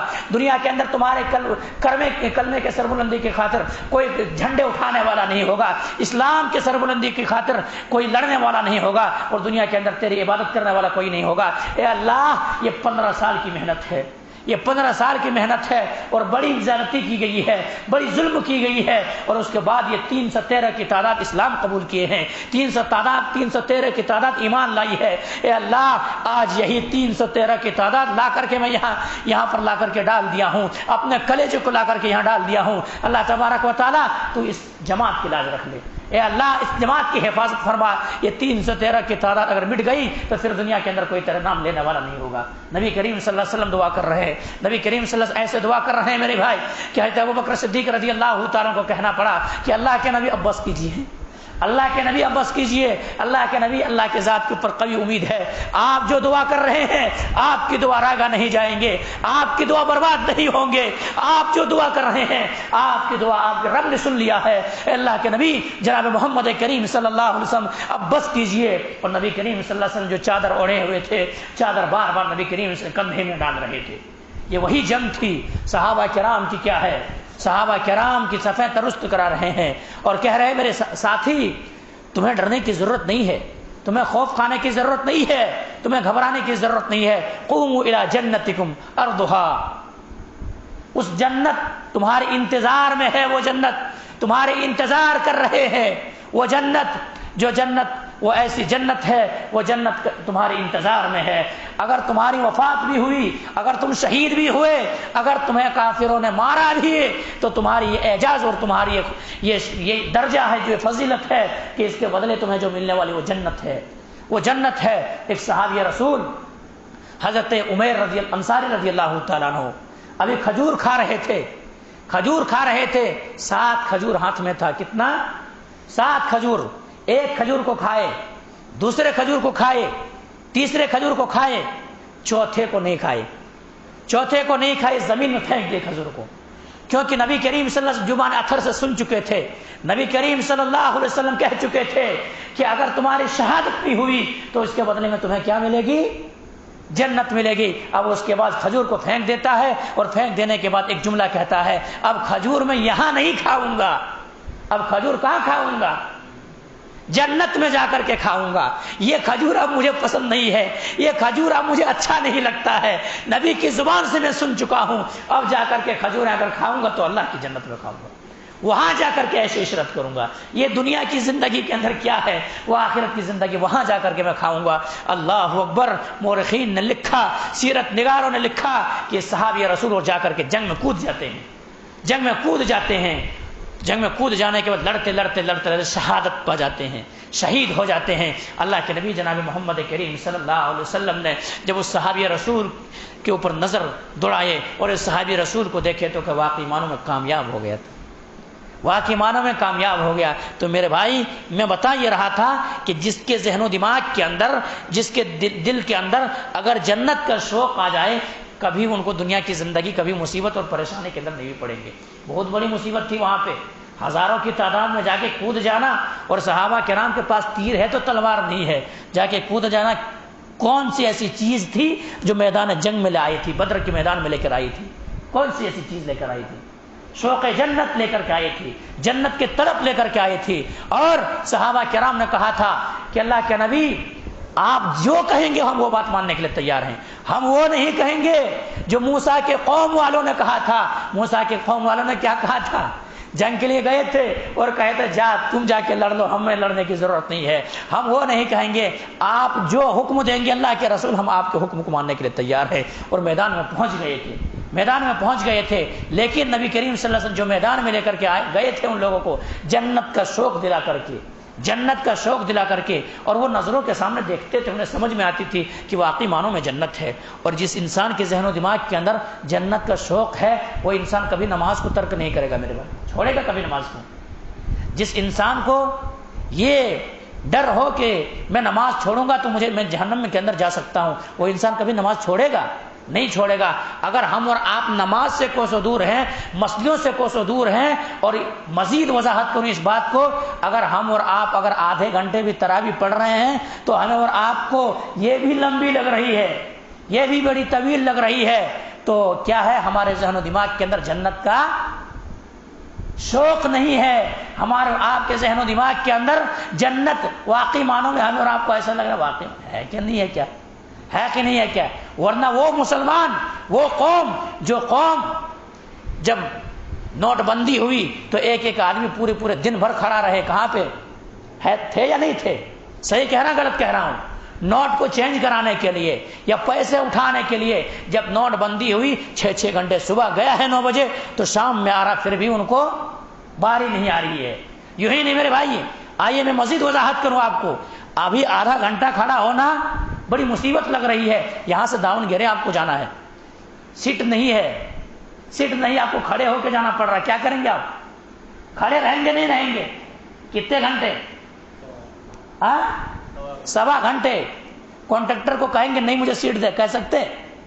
نہیں کہیں گے. تو کیا ہے یہ چیز جو ہے دنیا, ہم اور آپ جنت, دنیا ہمارے سامنے ہے, جنت سامنے نہیں ہے. صحابہ کرام کے سامنے جنت تھی اور واقعی معنوں میں یقین تھا, واقعی معنوں میں بھروسہ تھا. اس لیے اتنا بھی تاخیر نہیں کرتے تھے کہ میں 7 کھجور کھانے تک زندہ رہوں اور میں جنت سے محروم ہو جاؤں. پھینک دیتے تو جنت میں لڑتے لڑتے شہید ہو جاتے تھے, جام شہادت پی کر کے جنت میں داخل ہو جاتے تھے. تو یہ تھا میرے بھائی, یہ تھا جنت کا جذبہ, یہ تھا جنت کا شوق. اس لیے میرے بھائی آج اگر ہمارے ذہن و دماغ کے اندر بھی اگر واقعی معنوں میں, حقیقی معنوں میں میرے بھائی اگر آ جائے جنت کا شوق, تو یہ مسجدیں خالی نہیں ہوگی. اللہ کی قسم کہتا ہوں یہ مسجدیں خالی نہیں رہے گی. اور صحابہ کرام کے دور میں صحابہ کرام نظروں سے دیکھ رہے تھے, اور نبی کریم صلی اللہ علیہ وسلم ایک دن نماز تراویح پڑھے, تعداد کم تھی, زیادہ تھی, کم تھی, لوگوں کو پتہ نہیں چلا تھا. آج جو بدعت کے کام ہوتے نا, الصلاۃ التراویح نے کیا بولتا ہے, ایسے آزان نہیں ہوئی تھی. یہ بدعت و خرافات نہیں کیے گئے تھے, آگے پڑھ لیے تھے خالی. بعض صحابہ کرام جمع ہو گئے جن کو پتہ چلا. اب دوسرے دن جب گئے تو صحابہ کرام ایک کے سامنے دوسرے پرچار کرنے لگے. سنتے سنتے دوسرے دن کیا ہو, نمازیوں کی تعداد کتنا ہو گئی, ایک دم بڑھ گئی, نمازیوں کی تعداد بڑھ گئی. اور پھر جب تیسرے دن آئے تو مزید بڑھ گئی. ہمارا آپ کا حال کیا ہوتا ہے؟ پہلے دن کیا ہوتے ہیں, ابھی ٹوپی وغیرہ پہن کر کے, عطر وغیرہ لگا کر کے, بڑی جذبے کے ساتھ, بڑی شوق کے ساتھ کیا کرتا, مسجد میں آ جاتے ہیں. آتے نہیں آتے؟ آ جاتے ہیں. دوسرے دن بولتے ہیں مولوی صاحب بہت طویل کر رہے, چلو بھاگ جا, چھوٹی چھوٹی کر, بھاگ جاتا ہے. اور اللہ کے نبی جناب محمد کریم سے کیسے تراویح پڑھائے تھے؟ نبی کریم صلی اللہ علیہ وسلم جو تراویح پڑھائے تھے صبح ہو گئی تھی, مطلب صحابہ کرام کو ایسا لگ رہا تھا کہ ایسا ہے کہ کہیں فوت نہ ہو جائے, سحری نہ چھوٹ جائے, ایسی نماز پڑھائی. لیکن ان کے باوجود بھی صحابہ کرام دوسرے دن زیادہ جمع ہو گئے, تیسرے دن اس سے زیادہ جمع ہو گئے, چوتھے دن نبی کریم صلی اللہ علیہ وسلم کیا کیے, نہیں آئے. کیوں نہیں آئے؟ اللہ اکبر. دیکھیں اس لیے نہیں آئے نبی کریم صلی اللہ علیہ وسلم, اس لیے چھوڑ دینا پڑا کہ اتنا شوق اور اتنا جذبہ ہے صحابہ کرام کے درمیان, کہیں ہماری امت کے اوپر یہ فرض نہ ہو جائے. اللہ کے نبی شفیق تھے اور کیسے زیادتی کروا سکتے تھے. موسیٰ علیہ الصلوۃ والسلام کہہ رہے تھے کہ 5 ہی نماز آپ کی امت سے نہیں ہو پائے گی, بھلا اور ایک فرض ہو جاتی اور مصیبت ہو جاتی نہیں ہو جاتی. اس لیے میرے بھائی تو صحابہ کرام کے ذہن و دماغ کے سامنے کیا جنت تھی, اور واقعی معنوں میں یقین تھا, واقعی معنوں میں سمجھتے تھے کہ وہ جنت ہمیں اور آپ کو ملنے والی ہے. ہمارے اور آپ کے پاس جنت کا جذبہ نہیں, بس کہتے ہیں جنت ہے تو ہے, بس اتنا ہی سوچ ہے.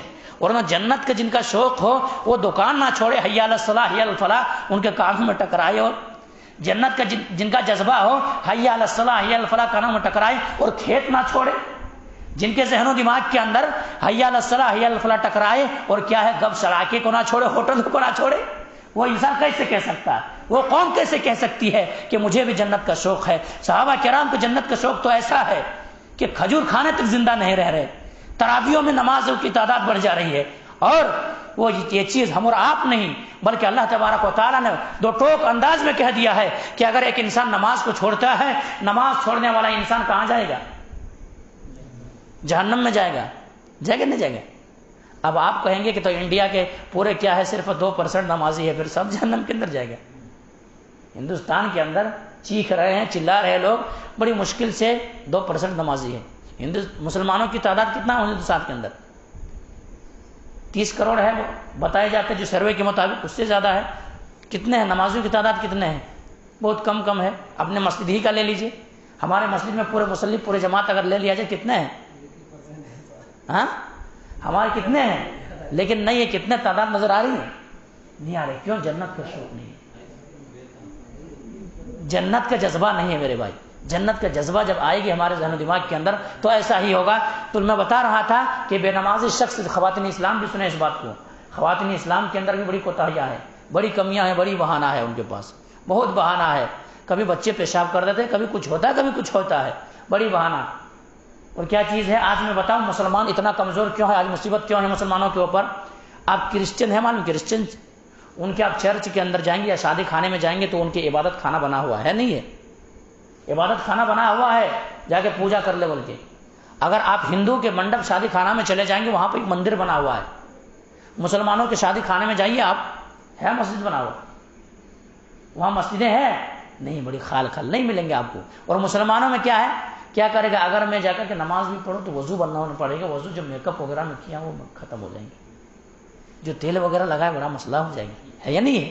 لیکن میرے بھائی میں بتاؤں آپ کو، بے نمازی جہنم کے اندر جائیں گے، بے نمازی جہنم کے اندر جائیں گے۔ دو ٹوک انداز ہے، سورہ مدثر اٹھائیے۔ جب جنتی جنت کے اندر چلے جائیں گے، جہنمی جہنم کے اندر جائے گا۔ وہاں پہ کیا ہوگا؟ پہچان رہے ہوں گے سب ہم گاؤں محلے کے ہوں گے، کچھ فاسق و فاجر ہوں گے، رب کو بھول گیا تھا، عبادتیں نہیں کی تھی، سب سے اہم چیز نماز کو چھوڑ دیا تھا، وہ انسان جہنم کے اندر جائے گا۔ اب پہچان رہے ہوں گے، ارے ہم تو ساتھ میں پھرتے تھے مل کے، لیکن آج جہنم کے اندر کیوں گئے؟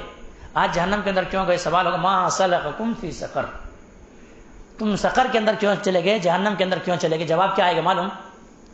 جواب کیا ہوگا؟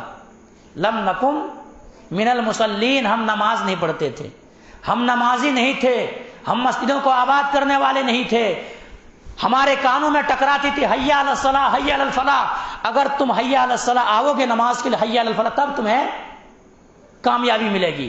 حی علی الصلاح کا معنی کیا ہوتا ہے؟ آؤ نماز کے لیے، حی علی الفلاح، تب تمہیں کامیابی ملے گی۔ لیکن ہمارے کانوں میں ٹکراتی تھی حی علی الصلاح حی علی الفلاح، تو ہمیں الٹا کر دینا پڑتا تھا کہ نہیں، کامیابی ہمیں تب ملے گی جب دکانوں کے اندر بیٹھے رہیں گے، جب کاروبار کے اندر بیٹھے رہیں گے، گراہک چھٹ جا رہی ہے، کھیت کے اندر لگا ہوا ہے، تب ہمیں کامیابی ملے گی۔ یہ کامیابی ہمیں چاہیے تھا، ہمیں الٹا کر دینا چاہیے تھا۔ ہم مسجدوں کو آباد نہیں کرتے تھے، لم نکن من المصلین، ہم نماز نہیں پڑھتے تھے، مصلی نہیں تھے، اس لیے یہ حشر ہو رہا۔ تو میرے بھائیوں، جو بے نمازی ہے، یہ آج کیوں نہ توبہ و طائف کی رات ہے، توبہ و طائف کی رات ہے۔ جن کی زندگی میں نماز چھوٹ گئی ہے یا نماز نہیں ہے ان کی زندگی میں، تو توبہ کریں، رب کے سامنے گڑ گڑائیں، رب کے سامنے روئیں آ کر کے اور کہیں اللہ تبارک و تعالیٰ، اے اللہ تو بہت زیادہ مہربان ہے، بہت معاف کرنے والا ہے، معافی کو پسند کرتا ہے، ہم سے نمازیں چھوٹ گئی ہے، اے اللہ آج کے بعد میں توبہ کرتا ہوں، اللہ آج کے بعد نمازیں نہیں چھوٹے گی۔ میرے بھائی آئیے مزید میں آپ کو وضاحت کروں، اس بات کو وضاحت کروں۔ اللہ کے نبی جناب محمد کریم صلی اللہ علیہ وسلم فرمایا، کل قیامت کے دن بے نمازی جو ہوں گے کس کے ساتھ ہوں گے؟ بے نمازی، پہلے فرعون کون تھے؟ فرعون کون تھے؟ کافر تھے، مسلمان تھے؟ حامان کون تھے؟ ابی بن خلف کون تھے؟ یہ سب کافر تھے اور بڑے بڑے سردار تھے، لیکن بے نمازی شخص مع قارون و فرعون و حامان و ابی بن خلف، فرعون کے ساتھ ہوں گے، قارون کے ساتھ ہوں گے، حامان کے ساتھ ہوں گے، ابی بن خلف کے ساتھ ہوں گے۔ کن کے ساتھ ہوں گے؟ تو یہ حشر ہوگا میرے بھائی بے نمازیوں کو، یہ حشر ہوگا بے نمازیوں کو. تو میں بتا یہ رہا تھا کہ جس کے ذہن و دماغ کے اندر جنت کا شوق ہو، جنت کا جذبہ ہو، وہ انسان کبھی نماز نہیں چھوڑ سکتا، کبھی ہرگز نہیں چھوڑ سکتا. اور ابھی کبھی اگر چھوٹ جائے تو وہ انسان تڑپے گا، لگے گا کہ پوری دنیا چھوٹ گئی ہے کیا میری. ایسے نماز چھوٹ گئی، ایسا لگتا ہے کہ ایسا انسان پوری دنیا چھوٹ گئی ہے. اسی لیے حضرت سعید بن مسیب رحمۃ اللہ علیہ بخاری کے مقدمے کے اندر اس روایت کو لایا گیا ہے، مقدمے کے اندر، کہ یہ بیمار تھے، ان کو ایسی بیماری کہ ان کے دکھائی نہیں دیتے تھے، یعنی نابینا ہو گئے تھے، بینائی نہیں تھی، دکھائی نہیں دے رہے تھے. آخری عمر میں کیا ہے، آنکھ سے اندھے ہو گئے تھے. تو اطباؤں نے، ڈاکٹروں نے کہا کہ ہم ایسا کریں گے کہ آپ کو آپریشن کریں گے، اور آپریشن کی وجہ سے آپ کو کچھ دن تک نماز چھوڑ دینا پڑے گا، کیونکہ آپ کے آپریشن ہوگی، آپ سجدے میں جائیں گے تو آنکھ نیچے گر جانے کا خدشہ ہے. اور پہلے تو اتنا ڈاکٹر ترقی نہیں کیا تھا، سائنس اتنا ترقی نہیں ہوا تھا. آدمی اسی طرح سے اطباء وغیرہ چھوٹے چھوٹے چیز دے کر کے، دوائی وغیرہ دے کر کے، حکیم وغیرہ بن کر کے وہ سب علاج کیا کرتے تھے. تو کہا تمہارے آپریشن تو کریں گے لیکن کچھ دن کے لیے نماز چھوڑ دینا پڑے گا. انہوں نے کیا کہا، بھلا وہ آنکھیں رکھ کے میں کیا کروں جو نماز چھوڑ دے، جس سے نماز ہمارے ضائع ہو جائے. جو نماز رکن اسلام میں سے ہے اور سب سے اہم رکن ہے. حضرت عمر بن خطاب رضی اللہ تعالیٰ عنہ جب کسی گورنر کو کہیں پہ سفر کے لیے بھیجتے یا کہیں پہ روانہ کرتے تو سب سے پہلے کہتے کہ وہاں جا کر کے ان کی نماز کی کیفیت دیکھنا، نماز کی کیا کیفیت ہے. اگر نماز میں صحیح ہے بندہ تو سارے چیزوں میں صحیح ہوں گے، کیونکہ اللہ کا فرمان ہے ان الصلاۃ تنہی عن الفحشاء والمنکر. قرآن کی آیت ہے، قرآن کیا کہ ان الصلاۃ تنہی عن الفحشاء والمنکر، یقیناً نماز بے حیائی اور برائی سے روک دیتی ہے. اگر واقعی معنوں میں، حقیقی معنوں میں ایک انسان نمازی ہے، 5 وقت کی نماز پڑھتا ہے، وہ کبھی حرام خوری نہیں کرے گا، کبھی فحاشی نہیں کرے گا، کبھی عریانیت ان کی زندگی میں نہیں آئے گی، کیونکہ اللہ نے فرمایا ہے اور اللہ کا کلام جھوٹا ہے، سچا ہے، لا ریب فیہ، شک نہیں ہے. تو اس لیے میرے بھائیوں، نماز اگر ایک انسان ادا کرے گا تو کیا ہے، وہ تمام برائیوں سے بچ جائے گا، تمام گناہوں سے بچ جائے گا. یہ امیر المومنین یہی بات کہا کرتے تھے، قرآن سے بھی یہی بات شاہد ہوئی. تو کیا کہے سعید بن مسیب رحمۃ اللہ نے کیا کہا تھا، وہ زندگی رکھ کر کے کیا کروں، وہ صحت رکھ کر کے کیا کروں، وہ جسم رکھ کر کے کیا کروں جس کی وجہ سے ہماری نماز چھوٹ جائے، بھلا میں کیا کروں رکھ کر کے. تو یہ ہے. تو اس لیے ان کے ذہن و دماغ کے اندر کیا تھا، جذبہ تھا، شوق تھا، جنت کو سامنے دیکھتے تھے، واقعی معنوں میں یقین تھا کہ جنت ہمیں ملے گی. اور جب جنت یقین ہو جائے کسی کو میرے بھائی، تو وہ انسان مرتے دم تک بھی نماز کو ضائع نہیں کرے گا، نہیں چھوڑے گا. ہم اور آپ کھیت سے آئے ہیں، سو گئے، وہ تھکے ہوئے، کیوں نہیں، کھیت سے آئے تھے نماز چھوٹ گئی، کاروبار کے اندر پھنسے ہوئے تھے نماز چھوٹ گئی، وہاں تھے چھوٹ گئی. کھانا نہیں چھوٹتا، پھر کھانا آ کر کے برابر کھاتا ہے، کھانا نہیں چھوٹتی، کھانا آ کر کے اچھا توڑ دیتا ہے، لیکن نماز چھوڑ دیتے. سر درد ہو رہا، کیا کریں گے، یہ سر درد شروع ہو گیا، کیا کہ گولی کھا کے سو جائیں گے، کیوں نہیں آئی نماز میں، سر درد ہو رہا تھا. صحابہ کرام کو مصیبت آ رہی تھی، نماز پڑھ رہے تھے. اللہ کے نبی جناب محمد کریم صلی اللہ علیہ وسلم کو مصیبت ٹوٹ پڑ رہی تھی، نماز پڑھ رہے تھے. جنگ بدر بہت بڑی مصیبت تھی، نبی کریم صلی اللہ علیہ وسلم پورے رات بھر نماز پڑھتے رہے. معلوم مسلم احمد کی روایت موجود ہے، صحیح روایت ہے، نبی کریم صلی اللہ علیہ وسلم پوری رات بھر نماز پڑھتے رہے اور دعا کرتے رہے کہ اللہ آج ہماری امداد، تمہاری مدد کی ضرورت ہے، تمہاری امداد کی ضرورت ہے، اور تم نے وعدہ کیا واستعینوا بالصبر والصلاۃ، صبر اور نماز کے ذریعے سے میری مدد طلب کرو. اللہ میں صبر اور نماز کے ذریعے سے مدد طلب کر رہا ہوں، اللہ ہمارے حفاظت فرما، ہماری حفاظت فرما. تو ہمارے آپ کے نبی کریم صلی اللہ علیہ وسلم کو مصیبت ٹوٹ پڑتی تھی، پریشانیاں آتی تھی، تو نبی کریم صلی اللہ علیہ وسلم وہی کہتے تھے جعلت قرۃ عینی فی الصلاۃ، یعنی میرے آنکھوں کی ٹھنڈک نماز میں ہے. مصیبت آتی، نبی کریم صلی اللہ علیہ وسلم کیا کہتے، ارہنا یا بلال اقم الصلاۃ، اے بلال آذان کہو اور میرے دل کو کیا کرو، ٹھنڈک پہنچاؤ، آرام پہنچاؤ، سکون پہنچاؤ، میں رب سے ہم کلام ہوں. واسجد واقترب، میں جب سجدے میں جاتا ہوں رب سے کلام کرتا ہوں، رب سے کلام کروں. آج نماز مسلمانوں سے دور ہے، نماز چھوڑ دیا. آج پھر کہتا ہے حکومت ہمارے سروں پہ ہے، ہماری حکومت ناچ رہی ہے، یہ کر رہے ہیں وہ کہ ہم کتنا صحیح ہے. ہم اپنے جائزہ لیں، اپنے دیکھیں، گریبان میں جھانک کر کے دیکھیں ہم کتنا صحیح ہیں. پھر کہہ رہے ہیں کہ نماز کے اوپر پابندیاں لگ رہی ہے، آذان کے اوپر پابندیاں لگ رہی. بھائی ہم کتنے صحیح ہیں. ایک بار میں نے کہیں پہ اخبارات کے اندر پڑھا تھا کہ چلو مسلمانوں کے آذان کے اندر پابندی نہیں لگے گی، لیکن میں ایک سروے کرنے والے کو بھیجوں گا. کہاں، نماز فجر میں. نماز فجر میں جا کے دیکھوں گا کہ مسلمانوں کی تعداد کتنا ہے.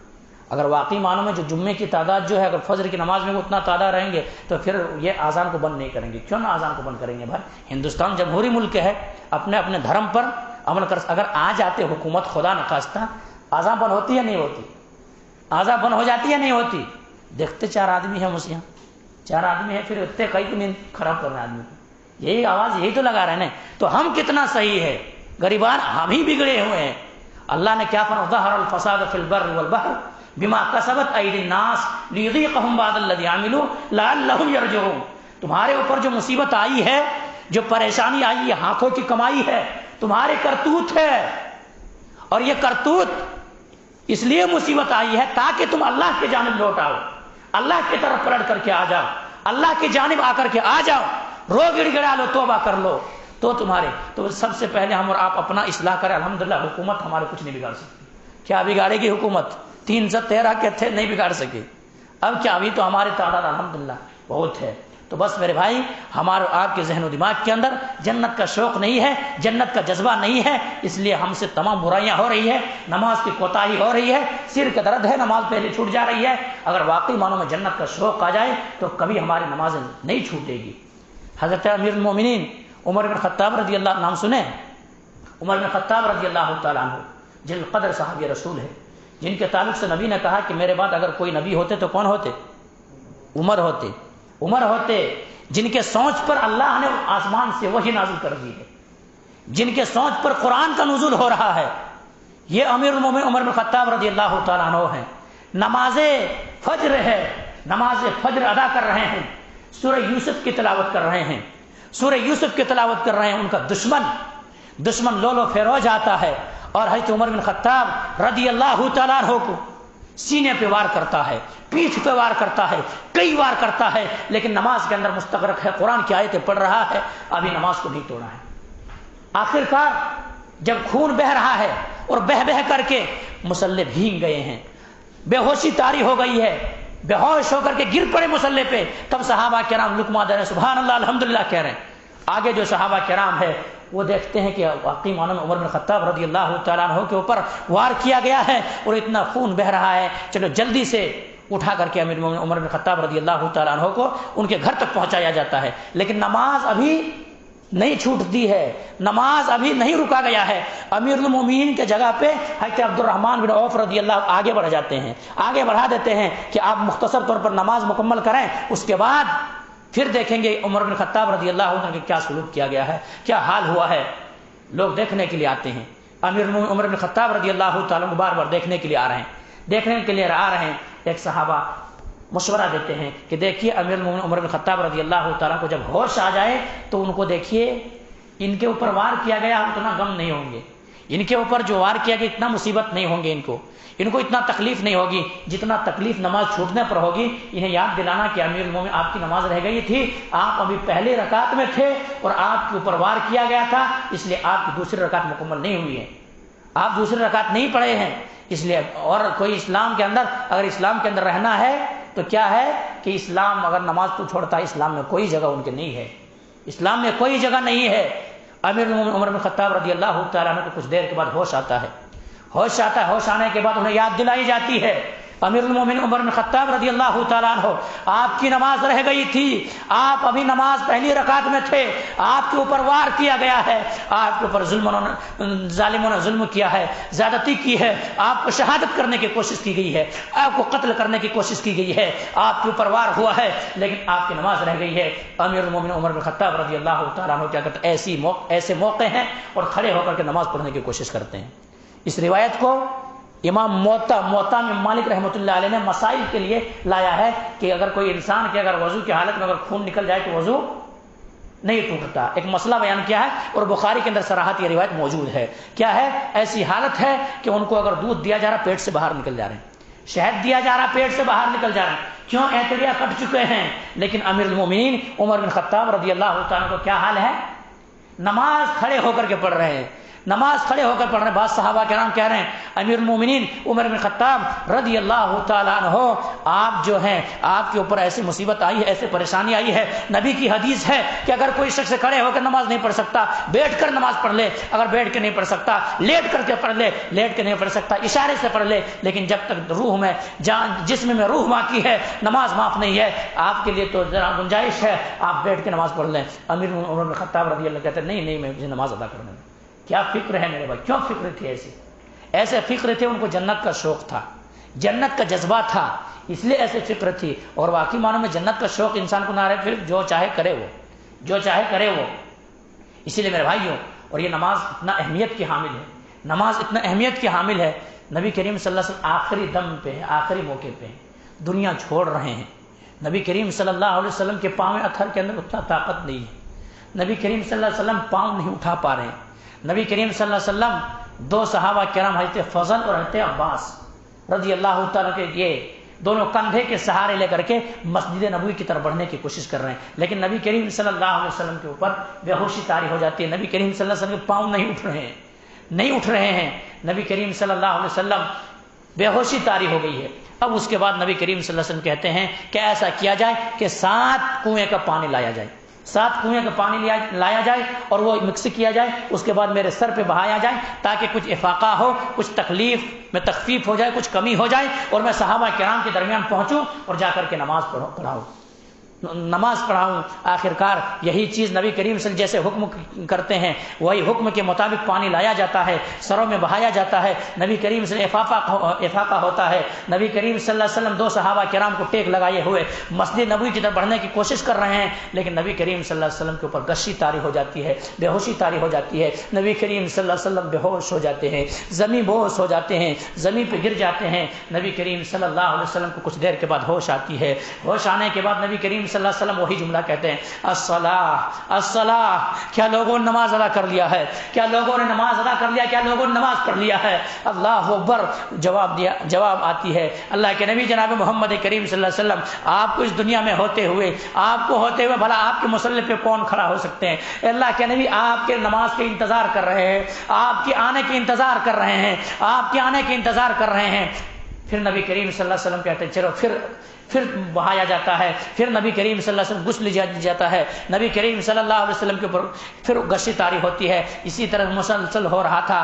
آخرکار نبی کریم صلی اللہ علیہ وسلم نے کہا کہ ایسا کیا، جب یہ حالت پہنچ گئی ہے اب ابو بکر صدیق رضی اللہ عنہ آگے بڑھا دیا جائے۔ ابو بکر صدیق رضی اللہ تعالیٰ عنہ پھر نبی کریم صلی اللہ علیہ وسلم مصلی پہ، نبی کریم صلی اللہ علیہ وسلم کی مصلی پر نبی کریم سے موجودگی میں، جو نبی کریم سے موجود 17 نمازیں پڑھائی ہیں، 17 نمازیں پڑھائی ہے۔ پھر اس کے بعد نبی کریم صلی اللہ علیہ وسلم ایک دن کچھ افاقہ ہوتا ہے، نبی کریم صلی اللہ علیہ وسلم پھر 2 صحابہ کرام کو ٹیک لگائے ہوئے جو ہے اور مسجد نبوی کی طرف بڑھ رہے ہیں۔ صحابہ کرام کے درمیان خوشیوں کی لہر دوڑ پڑی ہے کہ میرے نبی آ گیا ہے، میرے آقا آ گیا ہے، نبی کریم صلی اللہ علیہ وسلم آمد ہو گئی ہے، نبی کریم صلی اللہ علیہ وسلم مسجد نبوی پہ پہنچ چکے ہیں۔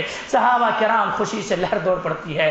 آخرکار نماز پڑھاتے نبی کریم صلی اللہ علیہ وسلم، یہی نماز آخری نماز تھی۔ پھر نبی کریم صلی اللہ علیہ وسلم نماز کے لیے نہیں پہنچ سکے، تو میرے نبی میرے بھائی میں ثابت یہ کر رہا ہوں کہ نبی کریم صلی اللہ علیہ وسلم جو ہے پاؤں جواب دے چکا ہے، پاؤں نہیں چل رہا ہے، زمین پہ گھسٹتے ہوئے نبی کریم صلی اللہ علیہ وسلم چل رہے ہیں، 2 صحابہ کرام کے بیچ کندھے کے سہارا لے کر کے چل رہے ہیں، لیکن نبی کریم سے کس چیز کی فکر ہے؟ کس چیز کی فکر ہے؟ نماز کی فکر ہے۔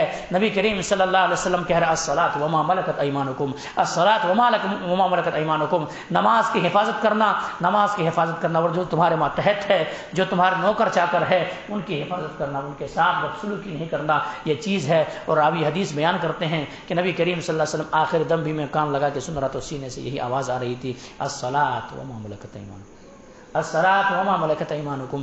نبی کریم صلی اللہ علیہ وسلم جو سب سے آخر میں وصیت کر کے گئے، وہی وصیت ہی مسلمان کیا کیا آج بھول چکا ہے۔ مسلمانوں کو وہی وصیت یاد نہیں ہے۔ زکوٰۃ کا معاملہ آئے تو ٹال مٹول کر کے کیسے بھی نکال دے گا وہ، زندگی میں حج کے معاملہ آئے تو کسی بھی وجہ سے وہ ایک بار نکال دے گا، رمضان کے روزے کے تعلق سے ہے تو کسی وقت سے 1 مہینہ ہے نا چلو رکھ دیں گے، لیکن نماز کی باری آتی ہے انسان تو کیسا بھاگتا ہے، کیسا بھاگتا لگا، ایسا لگتا ہے کہ انسان کو کہے نماز پڑھنے میں کیا تکلیف ہو رہی۔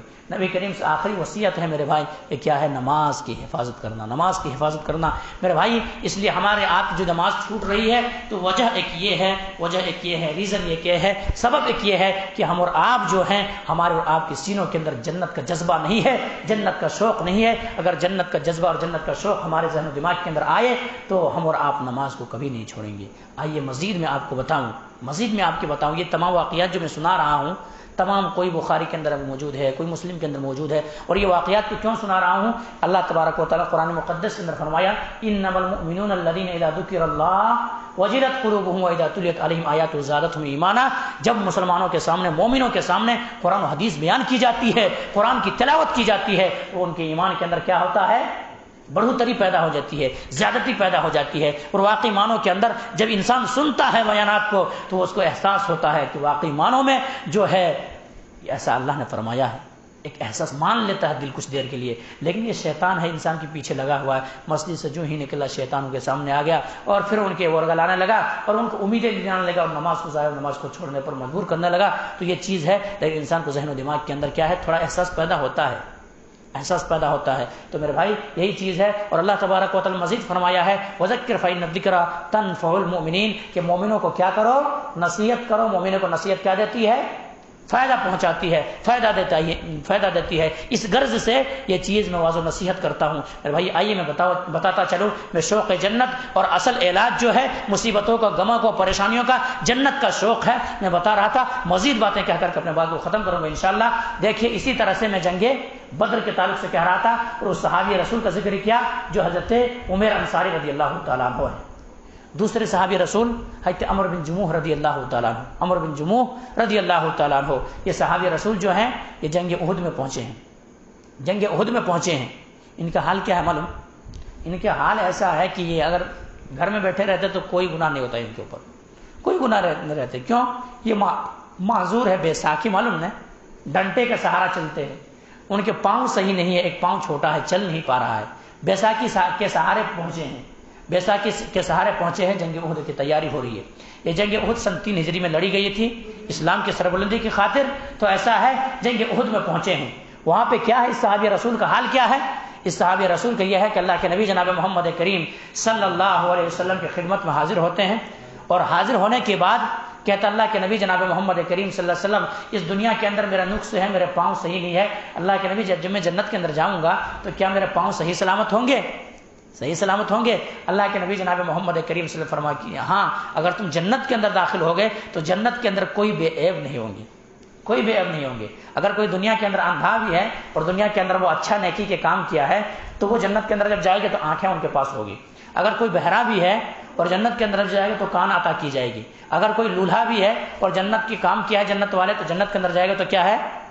ان کے ہاتھ بہتر ہوں گے. اگر کوئی ننگڑا بھی ہے تو جنت کے اندر جائے گا تو وہ انسان صحیح سلامت جائیں گے، کیونکہ جنت کے اندر کوئی بے نقص آدمی نہیں ہوگا. یہ دنیا مکمل نہیں، اسی لیے یہاں پہ کوئی کانا ہے، کوئی اندھا ہے، کوئی بہرا ہے، کوئی امیر ہے، کوئی غریب ہے، ایسا ہے. لیکن جنت کے اندر ایسا کوئی نہیں ہوگا، سب برابر ہوں گے، سب کی عمریں ایک ہوگی، سب کی عمریں ایک ہوگی. کوئی ناٹا بھی نہیں ہوگا، یہاں کوئی چھوٹا رہتا ہے، کوئی بڑا رہتا ہے، کوئی 7 فٹ کا ہے. جنت کے اندر ایسا نہیں ہوگا، سب برابر ہوں گے، سب برابر ہوں گے، بے ریش ہوں گے اور بہت ہی حساس ہوں گے. سب انسان بڑی ہی بہتر ہوں گے. تو اللہ کے رسول نے کہہ دیا کہ اگر جنت کے اندر تم جاؤ گے تب تو بے عیب نہیں ہوگے، تمہارے صحیح سلامت ٹانگ کے ساتھ تو جنت کے اندر داخل ہوگے. وہ صحابی رسول نے جب جنت کا سنا تو وہ صحابی رسول کہنے لگا کہ واہ واہ، کہنے لگا واہ واہ. اللہ کے نبی جناب محمد کریم صلی اللہ علیہ وسلم نے فرمایا کہ اے عمرو بن جموح رضی اللہ عنہ، تم واہ واہ کیوں؟ اگر بڑی خوشی میں لہر رہے، بڑی خوشی تمہارے درمیان ہے، بہت خوش ہو رہے ہو، کیا مطلب ہے؟ کہ اللہ کے نبی جناب محمد کریم صلی اللہ علیہ وسلم میں نے یہ جو بات کہی ہے تو شوق جنت میں نے یہ بات کہی ہے، کیونکہ میں جاؤں گا جنگ کے اندر اور جنگ میں جا کر کے لڑتے لڑتے شہید ہو جاؤں گا، جنگ میں جا کے لڑتے لڑتے شہید ہو جاؤں گا اور شہادت کے بعد مجھے جو چیز ملے گی وہ جنت ملے گی. اور جنت میں جو داخل ہوں گا بغیر عیب کے داخل ہوں گا، میں صحیح سلامت داخل ہوں گا. اس لیے میں نے شوق جنت میں نے یہ بات کہی ہے. اللہ کے نبی جناب محمد کریم صلی اللہ علیہ وسلم نے فرمایا کہ عمرو بن جموح جنت تمہاری انتظار کر رہی ہے، جا لڑ اور جا کر کے جام شہادت پی کر کے جا کر کے جنت کے اندر داخل ہو جاؤ. اللہ اکبر. یہ صحابی رسول پہنچتے ہیں اور وہاں لڑتے لڑتے لڑتے لڑتے شہید ہو جاتے ہیں. واقعی معنوں میں جب نبی کریم صلی اللہ علیہ وسلم ان کی لاش تک پہنچتے ہیں، لاش تک پہنچتے ہیں جنگ احد میں، کیونکہ مسلمانوں کی شکست ہوئی تھی، مسلمانوں کی شکست ہوئی تھی. جنگ احد میں پہنچتے ہیں اور لاش تک جب پہنچتے ہیں تو نبی کریم صلی اللہ علیہ وسلم نے فرمایا کہ عمرو بن جموح کامیاب ہو گئے، کامیاب ہو گئے. تو دیکھیے وہ معذور صحابی رسول ہے، معذور ہے، گھر کے اندر بیٹھ سکتے تھے، کوئی پوچھنے والا نہیں تھا، اجازت تھی، اجازت اسلام نے دیا ہے. ایک انسان معذور جا کر کے کیسے جنگ کر لے گا، کیسے لڑے گا اسلام کے اندر؟ نہیں لڑ سکتا. لیکن ان کے باوجود بھی صحابی رسول گئے ہیں، کس لیے گئے ہیں؟ کس لیے گئے ہیں؟ جنت کے شوق میں گئے ہیں، جنت کے تڑپ میں گئے ہیں، جنت کے آرزو لے کر کے گئے ہیں۔ جنت کو جب سنا ہے تو یہ صحابی رسول واہ واہ کہنے لگے ہیں کہ واہ جنت مجھے ملنے والی ہے۔ تو میرے بھائیو، جب کسی انسان کے ذہن و دماغ کے اندر جنت کا جذبہ آ جائیں گے، جنت کا شوق پیدا ہو جائے گا اور جنت واقعی معنوں میں انہیں ملنے سوچے گا کہ جنت مجھے ملے گی، تو وہ انسان کبھی بھی اللہ کی نافرمانی نہیں کرے گا، نمک روٹی کے ساتھ جیے گا لیکن اللہ حرام خوری نہیں کرے گا، اللہ کی نافرمانی نہیں کرے گا۔ تو یہ چیز ہے میرے بھائی، یہ جنگ بدر کا میں نے ایک واقعہ سنایا، جنگ احد کا دوسرا واقعہ سنایا۔ آئیے تیسرا واقعہ سنا کر کے اپنے بات کو ختم کروں گا۔ جنگ خندق، یہ جنگ احزاب کے نام سے بھی جانے جاتے ہیں۔ یہ ایسا جنگ ہے جو سن 5 ہجری میں لڑی گئی ہے، سن 5 ہجری میں لڑی گئی ہے۔ یہ ایسا جنگ تھا کہ مسلمانوں کے اوپر عنقریب بہت سارے عیسائی اور دیگر مذہب والے مل کر کے مسلمانوں کے اوپر ٹوٹ پڑنے والے تھے، یعنی مسلمانوں کے خلاف لڑنے والے تھے۔ تو صحابہ کرام کے درمیان مشورہ ہوا، حضرت سلمان فارسی رضی اللہ تعالیٰ کے بچاؤ کے لیے اب کیا کریں گے، بچاؤ کے لیے کوئی تدبیر اختیار کیا جائے، کون سی تدبیر اختیار کریں گے؟ تو تدبیر جو اختیار کی گئی وہ تدبیر ایسا اختیار کیا گیا، یعنی خندقیں کھودیں گے، کھڈا کھودیں گے اور اس کے وجہ سے کیا ہوگا، کھڈا کھودیں گے تو وہ لوگ عن قریب تھوڑا بچاؤ ہوگا ہمارے لیے، عن قریب ہمارے اوپر حملہ آور نہیں ہو سکتا ہے، کھڈا رہیں گے، آ کر پھنس بھی سکتا ہے کوئی آ کے۔ تو ایسا ہے، کھڈا کھودنے لگے، کھڈا کھودنے کی تیاری ہو رہی تھی۔ صحابہ کرام بھوک سے نڈھال ہے، پریشان ہے، اور صحابہ کرام نے اپنے پیٹوں پہ کیا باندھے ہوئے ہیں؟ پتھر۔ آج پھل کھا کر کے شکم شیر ہو کر کے اللہ کی شکوہ کر رہے ہیں، شکوہ و شکایت کر رہے ہیں، اللہ نے نہیں دیا، اللہ برکت نہیں دے رہا، اللہ یہ نہیں کر رہا، اللہ وہ نہیں کر رہا۔ اللہ بہتر جانتا ہے آپ کو کیا چاہیے کیا نہیں چاہیے، اللہ بہتر جانتا ہے۔ تو اللہ جو دے رہا اس پر کیا کرنا ہے؟ شکر ادا کرنا ہے۔ تو صحابہ کرام پتھر باندھے ہوئے ہیں، پتھر پیٹ پہ، اور پتھر سے پیٹ بھرتا ہے کیا بننے سے؟ یہ حلق سے اگر زبان سے کھائے، منہ سے کھائے اور پیٹ میں اترے تو پیٹ بھرتا ہے، یہ اوپر سے باندھنے سے کیا پیٹ بھرتا ہے؟ پیٹ نہیں بھرتا میرے بھائی، بلکہ اس لیے باندھتے تھے صحابہ کرام تاکہ ہماری کمر سیدھی رہے، ایسا جھک نہ جاؤ۔ جب کھوکھلا ہوتا ہے انسان کا پیٹ، یہ یہاں کیا ہے؟ خالی ہے انسان کا پیٹ۔ اگر خالی ہے تو ایسا ہے، پیٹ جو ہے اگر وہ جھک جائیں گے، بھوک کیا جھکتا نہیں جھک جاتا ہے؟ ایک لمبا انسان ہے، لمبا چوڑا انسان ہے، بھوک میں رہے گا، ایسے پیٹ کے اندر کچھ بھی ایسا جھک جائے گا نہ جھکے گا۔ تو اسی لیے صحابہ کرام جو ہے پتھر باندھے ہوئے ہیں اور خندقیں کھود رہے ہیں۔ ایک صحابی رسول اللہ کے نبی جناب محمد کریم صلی اللہ علیہ وسلم کی خدمت میں حاضر ہوئے، اور حاضر ہونے کے بعد کہنے لگے اللہ کے نبی جناب محمد کریم صلی اللہ علیہ وسلم اتنا پریشان ہو گئے، خندقیں کھودتے ہمارے پاس کوئی چیز کھانے کے لیے بھی نہیں ہے جس سے پیٹ بھر سکے۔ اللہ کے نبی یہ پتھر بنا ہوا پیٹ میں، اپنے کپڑے اٹھا دیتے۔ نبی کریم صلی اللہ علیہ وسلم وہ جن کے تعلق سے کہا تھا کہ اگر پہاڑ کو چھو دے تو سونا بن جائے، وہ نبی جناب محمد کریم صلی اللہ علیہ وسلم کی یہ کیفیت ہے۔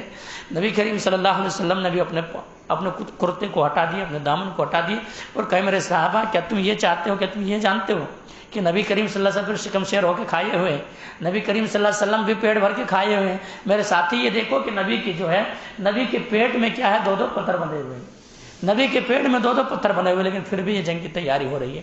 لیکن میرے صحابہ غم مت کرو، میں تمہیں وعدہ کرتا ہوں، میں تمہیں وہ یقین دلاتا ہوں، دلاسا دلاتا ہوں، دل کے شانتی کے لیے تمہیں بتاتا ہوں، العیش الا العیش الاخرہ، یہ دنیا کی زندگی چند دن کی زندگی ہے، اس کے بعد وہ جو زندگی تمہیں ملے گی وہ زندگی تمہاری جنت ہوگی، اور وہ جنت کے اندر بڑی نعمتیں ہیں، وہ جنت کے لیے تم کام کر رہے ہو، وہ جنت کے لیے کام کرو۔ والانصار والمہاجر، کہ اللہ مہاجر کو بخش دے، اللہ انصار کو بخش دے۔ نبی کریم صلی اللہ علیہ وسلم دعا کرتے ہیں۔ یہ مصیبت اور پریشانی کتنی بڑی ہے میرے بھائی، بھوک کی شدت ہے، کام ہو رہا ہے۔ آج انسان کیا کرتا ہے؟ رمضان مبارک روزہ کس لیے چھوڑ رہا بتا سکتے ہیں؟ کھیت میں جاتا ہوں، بہت کام کرنا پڑتا ہے، بڑا بلّہ کی کام کرنا پڑتا ہے، بہت کام کرنا پڑتا ہے، اس لیے چھوڑ جا رہی ہے، کہیں جا رہے ہیں، وہاں کیا ہے؟ گھر میں سب کچھ اناج موجود ہے، کھانے پینے کے لیے موجود ہے، لیکن چھوڑ رہا ہے، وہاں پہ کوئی چیز موجود نہیں ہے۔ جنت کے شوق میں صحابہ کرام کام کر رہے ہیں، صحابہ کرام کام کر رہے ہیں. تو یہ صحابہ کرام تھے میرے بھائی، اس طرح ان کے نظروں کے سامنے جنت تھی. اور جنت جب کسی انسان کو واقعی معنوں میں جنت کا یقین ہو جائے، جنت کے اوپر بھروسہ ہو جائے، اور جنت واقعی معنوں میں اللہ نے تیار کر رکھا ہے اور جنت کی نعمتیں ہیں، اگر کسی انسان کو اگر یہ پتہ لگ جائے تو انسان کیا کرے گا؟ کبھی اللہ کی نافرمانی نہیں کرے گا. اللہ نے وہی وعدہ کیا ہے، وعد اللہ المؤمنین والمؤمنات جنات تجری من تحت الانہار خالدین فیہا ومساکن طیبۃ فی جنات عدن ورضوان من اللہ اکبر ذلک هو الفوز العظیم. یہی جنگ خندق ہی کا موقع تھا. ایک بات کہہ کر کے انشاءاللہ بات کو ختم کرنے کی کوشش کریں گے. یہی جنگ خندق ہی کا موقع تھا. اس جنگ میں کیا ہوا؟ اس جنگ میں ہوا یہ کہ صحابہ کرام رضی اللہ عنہم کی نمازیں چھوٹ گئی تھی. نمازیں چھوٹ گئی تھی تو زندگی میں تاریخ میں 2 ہی بار صحابہ کرام سے نمازیں چھوٹی ہے. ایک کہاں پہ؟ ایک اس موقع پہ جہاں پہ نبی کریم صلی اللہ علیہ وسلم نے حضرت بلال رضی اللہ تعالیٰ عنہ سے کہا تھا کہ بلال آج تمہاری ڈیوٹی ہے، تمہارا کام اذان دینا ہے اور تمام کو جگانا بھی ہے. جگانا بھی ہے، اس لیے تمہارے پہرے دارے رہیں گے، تم فجر کی نماز میں جگانا. اب ایسا ہو بلال رضی اللہ عنہ بھی سو گئے، تمام صحابہ سو گئے، تمام صحابہ بھی سو گئے. اب بعد میں اٹھے بلال رضی اللہ عنہ چہرے پر جب یہ شعاع جو ہوتا ہے، سورج کی جو گرمی تپش جو ہوتی ہے، سورج کی جو گرمی جب پڑی تو صحابہ کرام اٹھے. حضرت بلال رضی اللہ عنہ سوال کیا، بلال میں نے کہا تھا کہ جگانا، نماز فجر کے لیے اٹھانا، سب کو نماز فجر چھوٹ گئی. اللہ کے نبی جناب محمد کریم صلی اللہ علیہ وسلم کہتے ہیں، اللہ کے نبی جناب محمد کریم صلی اللہ علیہ وسلم جس ذات نے آپ کو سلا دیا وہی ذات مجھے بھی سلا دی، وہی ذات مجھے بھی سلا دیے. آخرکار نبی کریم صلی اللہ علیہ وسلم وہاں سے بڑھتے ہیں اور کہتے ہیں کہ دیکھیے یہ ایسا موقع ہے، یہ ایسی جگہ ہے، یہاں پہ شیاطین کا بسیرا ہے، اس لیے ایسا ہے، ہماری نماز چھوٹی ہے، تو اس لیے ایسا کیا جائے کہ چلو یہاں سے تھوڑا آگے بڑھتے ہیں اور اس کے بعد نماز ادا کرتے ہیں. اس لیے ایک یہ بھی سبب ہے، اگر کسی انسان کا نماز چھوٹ رہی ہے تو اپنا اصلاح کرنا چاہیے کہ ان کے اوپر اثرات وغیرہ تو نہیں ہے، شیطان وغیرہ تو نہیں لگا ہوا ہے. کیوں؟ شیطان ہی نماز سے روکتا ہے. شیطان نماز سے روکتا ہے. کیوں روکتا ہے معلوم؟ شیطان کو سجدہ کرنے کو کہا گیا، نہیں کیا، اس کی وجہ سے وہ جہنم کے اندر جائے گا. اور انسان کو سجدہ کا حکم دیا تھا، آدم نے سجدہ کیا اور سجدہ ہی کی وجہ سے کیا ہوگا؟ جنت کے اندر جائے گا. تو وہیں پہ ایک نماز چھوٹی تھی صحابہ کے نام سے، پھر آگے چل کر کے صحابہ کرام ادا کیے تھے. دوسری نماز جو چھوٹی تھی وہ کہاں پہ؟ یعنی جنگ خندق کے موقع پہ چھوٹے تھے. جنگ خندق کے موقع پہ چھوٹے تھے نماز. تو چھوٹنے کی وجہ سے ایسا تھا میرے بھائی کہ نبی کریم صلی اللہ علیہ وسلم کے پاس بعض صحابہ کرام آ گئے، اور آ جانے کے بعد نبی کریم صلی اللہ علیہ وسلم کہنے لگے، اللہ کے نبی جناب محمد کریم صلی اللہ علیہ وسلم، ان کافروں نے اتنا مجبور کر دیا ہے ہمیں کہ اب تو نماز کا بھی خیال نہیں ہے، نماز چھوٹ گئی ہے. اللہ کے نبی جناب محمد کریم صلی اللہ علیہ وسلم کہتے ہیں کہ ہماری بھی نماز چھوٹ گئی ہے. تمام صحابہ کرام کی نماز وہاں پہ چھوٹ گئی تھی. اور بعض روایتوں کے اندر آتا ہے کہ کچھ نمازیں چھوٹی تھی، بعض روایتوں کے اندر آتا ہے کہ 5 نمازیں چھوٹ گئی تھی. 5 نمازیں چھوٹ گئی تھی. نبی کریم صلی اللہ علیہ وسلم ایک کے بعد دیگرے تمام نماز ادا کیے، 5 نماز ادا کیے، اور نبی کریم صلی اللہ علیہ وسلم بد دعا کیے ان لوگوں کے تعلق سے، فی بیوتہم وقبورہم نارا، اے اللہ جس طرح سے ان لوگوں نے ہمارے نماز کا ضائع کر دیا ہے، نماز کو برباد کر دیا ہے، نماز کو پڑھنے سے روک دیا ہے، اللہ تبارک و تعالیٰ ان کے گھروں کو اور ان کے قبروں کو کیا کر دے؟ آگ سے بھر دے، آگ سے بھر دے. نبی نماز کی اہمیت سنیے کہ نبی کریم صلی اللہ علیہ وسلم طائف کے اندر آگ کے اوپر پتھر برسائے گئے، طائف میں آپ صلی اللہ علیہ وسلم کو لہو لہان کیے گئے، نبی کریم صلی اللہ علیہ وسلم ستائے گئے، نبی کریم صلی اللہ علیہ وسلم کے اوپر ظلم زیادتی کی گئی. نبی کریم صلی اللہ علیہ وسلم کے پاس جبریل آ گئے، فرشتے عذاب دینے والے، لیکن نبی نے روک دیا کہ نہیں، یہ قوم اگر ایمان نہیں لاتی ہے، آنے والے نسل ایمان لائے گی. وہاں پہ نبی کریم صلی اللہ علیہ وسلم نے بد دعا نہیں کی، لیکن یہاں پہ نماز کی اہمیت سمجھیے کہ نماز کی کیا اہمیت ہے. نماز چھوٹ گئی ہے، وہاں پہ نبی کریم صلی اللہ علیہ وسلم دعا کر رہے ہیں، فی بیوتہم وقبورہم نارا، اے اللہ ان کے قبروں کو اور ان کے کیا ہے، ان کے گھروں کو کیا کرو؟ جہنم کی آگ سے بھر دے، جہنم کی آگ سے بھر دے. میرے بھائی آج ہمارے بہت سارے بھائی ہیں نماز کو خواہ ضائع کرتے ہیں، نماز کو خواہ برباد کرتے ہیں. اور وہ کیا کرتے ہیں کہ فجر میں کسی کو نماز پڑھنے کا تو 9 بجے آ کے پڑھتے ہیں. ایسا نہیں چلے گا، ایسا نہیں. صحابہ کرام کو مجبوری میں 2 بار چھوٹی تھی. اگر آپ کے اندر بھی اگر کوئی مجبوری ہے، اگر آپ سو کے رہ گئے ہیں، نہیں اٹھ سکے ہیں، سو کے رہ گئے ہیں، وہ بھی ایسا سونا نہیں کہ رات بھر ٹی وی دیکھ رہے تھے، رات بھر سیریل آ رہا تھا، چلو 1 بجے تک جاگے آپ 2 بجے سویا تھا، اب نماز چھوٹ گئی، تو ایسا سونا نہیں. اللہ کے رسول نے کیا کہا ہے کہ انسان ایسا کیا جائے کہ پہلے عشاء کے بعد فوراً سو جایا جائے، جاگنے کی ضرورت نہیں ہے، فوراً سو جائے. آج جتنے سارے سیریل سے چل رہے ہیں سب نماز کے بعد 11 بجے آتا ہے، 10 بجے آتا ہے. اور گھر کے اندر اگر ایک انسان نماز نہیں پڑھے تو کوئی نہیں بولتے، لیکن ایک دن سیریل کا وہ ڈسک کا جو ریچارج ہوتا ہے نا، ریچارج وہ کٹ جائے تو میاں اور بیوی میں جھگڑے ہو جاتے.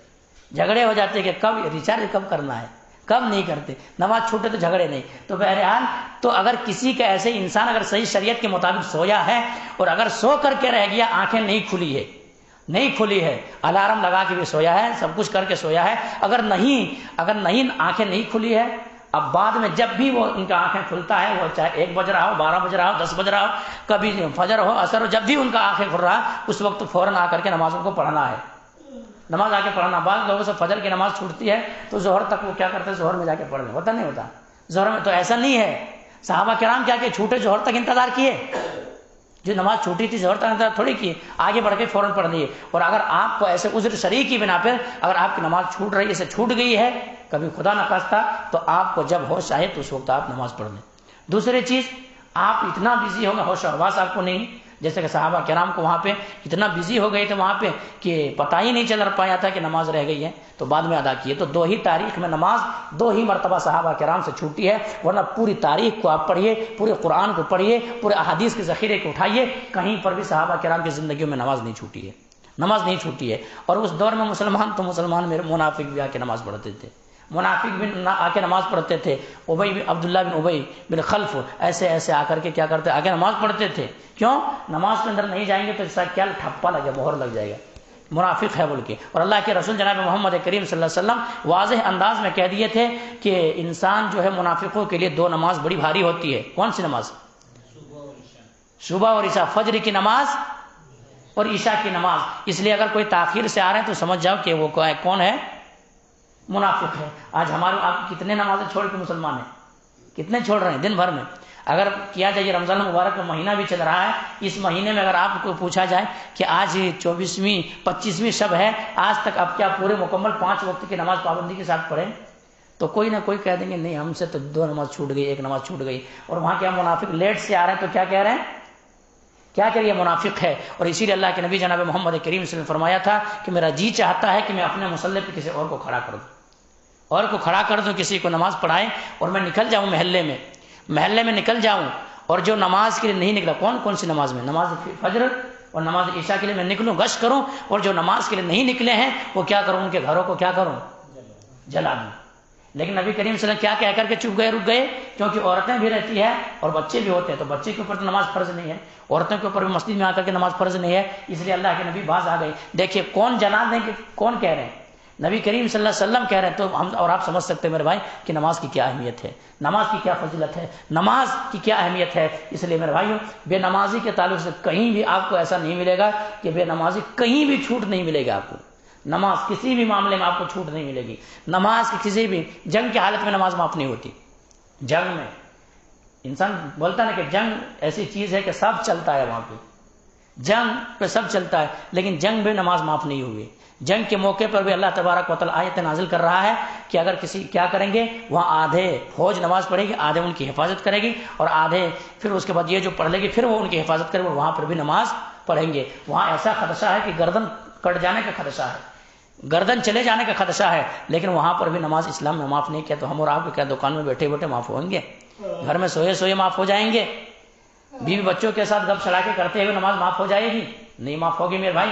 اس لیے ہم اور آپ کو ان کی اہمیت کو جاننا ہے، ان کی فضیلت کو سمجھنا ہے، اور ہماری زندگی میں اگر نماز چھوٹی ہے اور نماز برباد ہوئی ہے تو اللہ سے توبہ کرنا ہے، توبہ و طائف ہونا ہے اور وقت نکالنا ہے۔ اللہ تبارک و تعالیٰ کہاں آپ کو کہتا ہے کہ آپ 24 گھنٹہ پڑے رہیں کام و کاج میں، آپ کام و کاج کیجئے لیکن تھوڑا 1 گھنٹہ نماز کے لیے بھی نکالیے، 1 گھنٹہ ہی لگتا ہے۔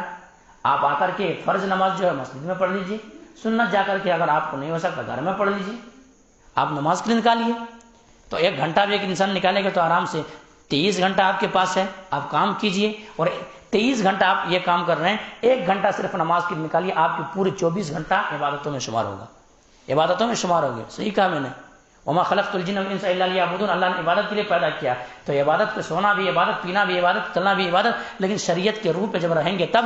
تو میرے بھائیوں، نماز کی بڑی اہمیت ہے، نماز کسی بھی حالت میں انسان کو چھوٹنا نہیں چاہیے، انسان کو چھوٹنا نہیں چاہیے، کیونکہ اللہ کے رسول جناب محمد کریم صلی اللہ علیہ وسلم فرمایا بین العبد و بین الکفر ترک الصلاۃ، نماز ایک ایسی صحیح ہے، نماز ایک ایسی چیز ہے کہ نماز اگر کوئی بندہ پڑھتا ہے تب تو مسلمان، اور نماز نہیں پڑھتا تو کافر ہے۔ ایک مسلمان ایک کافر انسان ہے، ان کو ہم سمجھانے کے بعد سمجھاتے وہ چلو اسلام قبول کر لیا، تو سب سے پہلے کیا چیز فرض ہوگی ان کے اوپر؟ ہاں، سب سے پہلے کیا فرض ہوگی؟ نماز. اور ہماری زندگی میں کیا نہیں ہے؟ ہماری زندگی میں نماز ہی نہیں ہے. تو میرے بھائی یہ نماز کی اہمیت ہے، جاننے کی کوشش کریں. اور بے نمازی کا حشر قرآن سے تو آپ سن لیے، اب حدیث سے سنیے. نبی کریم صلی اللہ علیہ وسلم معراج کے اندر گئے. کہاں؟ معراج کے اندر. وہاں کچھ شخص ہے جن کے سر پتھروں سے پھوڑا جا رہا، پتھروں سے کچلا جا رہا، اور مسلسل یہی کام ہو رہا ہے کہ ان کا سر پھٹتا ہے پھر صحیح ہوتا ہے، پھر پھٹتا ہے پھر صحیح ہوتا ہے. مسلسل یہ کام ہو رہا ہے، مسلسل یہ عذاب دیا جا رہا ہے. نبی کریم صلی اللہ علیہ وسلم نے وہاں سوال کیے، کیونکہ نبی کریم صلی اللہ علیہ وسلم جو تھے بہت نرم دل تھے. نبی کریم صلی اللہ علیہ وسلم ایک جانور کی تڑپ کو بھی احساس کرتے تھے، اور اس کی وہ بھی برداشت نہیں کر پاتے تھے. تو نبی کریم صلی اللہ علیہ وسلم نے پوچھا آخر کہ فقلت من هؤلاء یا جبریل، اے جبریل امین، ان کو عذاب جو ہو رہا کیوں ہو رہا ہے؟ آخر یہ عذاب کے اندر جو گرفتار ہے، عذاب جو دیا جا رہا ہے، کیا وجہ ہے؟ ان کے سر پتھروں سے کیوں پھوڑا جا رہا ہے؟ کیوں کچلا جا رہا ہے؟ وجہ کیا ہے؟ ریزن کیا ہے؟ سبب کیا ہے؟ علت کیا ہے؟ کیوں ان کے سر کیوں پھوڑا جا رہا ہے؟ اللہ کے نبی جناب محمد کریم صلی اللہ علیہ وسلم نے فرمایا کہ اللہ کے نبی جناب محمد کریم صلی اللہ علیہ وسلم ان کا سر نماز کے وقت کیا ہوتا تھا؟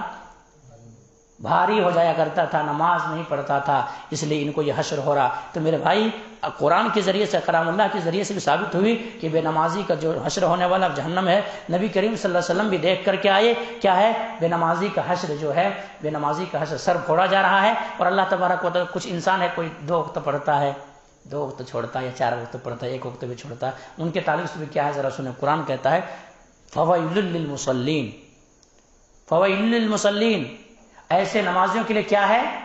ہلاکت ہے، بربادی ہے، تباہی ہے. کیوں؟ الذین هم فی صلاتہم ساہون، کیا کرتے؟ یہ نماز کے اندر سستی کرتے ہیں، کاہلی کرتے ہیں. 1 کو پڑھ لیا 2 چھوڑ دیے، 2 پڑھ لیا 1 چھوڑ دیے. تو ایسا اسلام میں نہیں. انسان کے اوپر یہ جو نماز ہے، یہ 5 وقت کے فرض کی گئی ہے. یہ انسان کو 5 وقت نماز ادا کرنا ہے. تو یہ جب ہمیں اور آپ کو جنت کا شوق آئے گا اور جنت کا تڑپ ہمارے سینوں کے اندر ہوں گے، تب ہم اور آپ کیا کریں گے؟ یہ نماز ہم سے ضائع اور نہیں چھوٹے گی. ورنہ ہمارے ذہن و دماغ کے اندر ایسا ہوگا کہ کیا چیز ہے، کہاں جنت کہاں جہنم. تو پھر ایسے جب ہمارے ذہن و دماغ کے اندر آئیں گے، تب ہم اور آپ نماز کو چھوڑتے رہیں گے.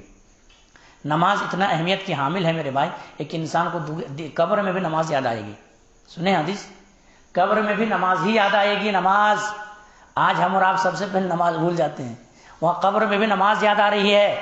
ایک انسان کو دفنا دیا گیا ہے قبر میں، دفنانے والے، ان کے اہل و عیال، ان کے ریلیشن، ان کے رشتہ دار سب چل دیے ہیں. قدموں کی آواز سن رہے ہیں، آہٹیں سن رہے ہیں، آواز سن رہے ہیں. اب یہ انسان سوچ رہا ہے میں جس کے لیے زندگی کھپا دیا، مال دولت کمانے کے لیے، میں جس کی زندگی بنانے کی خاطر میں سب کچھ کٹا دیا، یہ میرے اولاد تو مجھے چھوڑ کے جا رہی ہے. اور اللہ کے رسول نے فرمایا بھی کہ انسان کے پیچھے کیا ہے؟ 3 چیزیں جاتی ہے، لیکن 2 چیزیں واپس آتی ہے، ایک ساتھ میں جاتی ہے. وہ کون سے؟ اہل و عیال جاتے ہیں، اولاد جاتے ہیں، وہ واپس آ جاتے ہیں.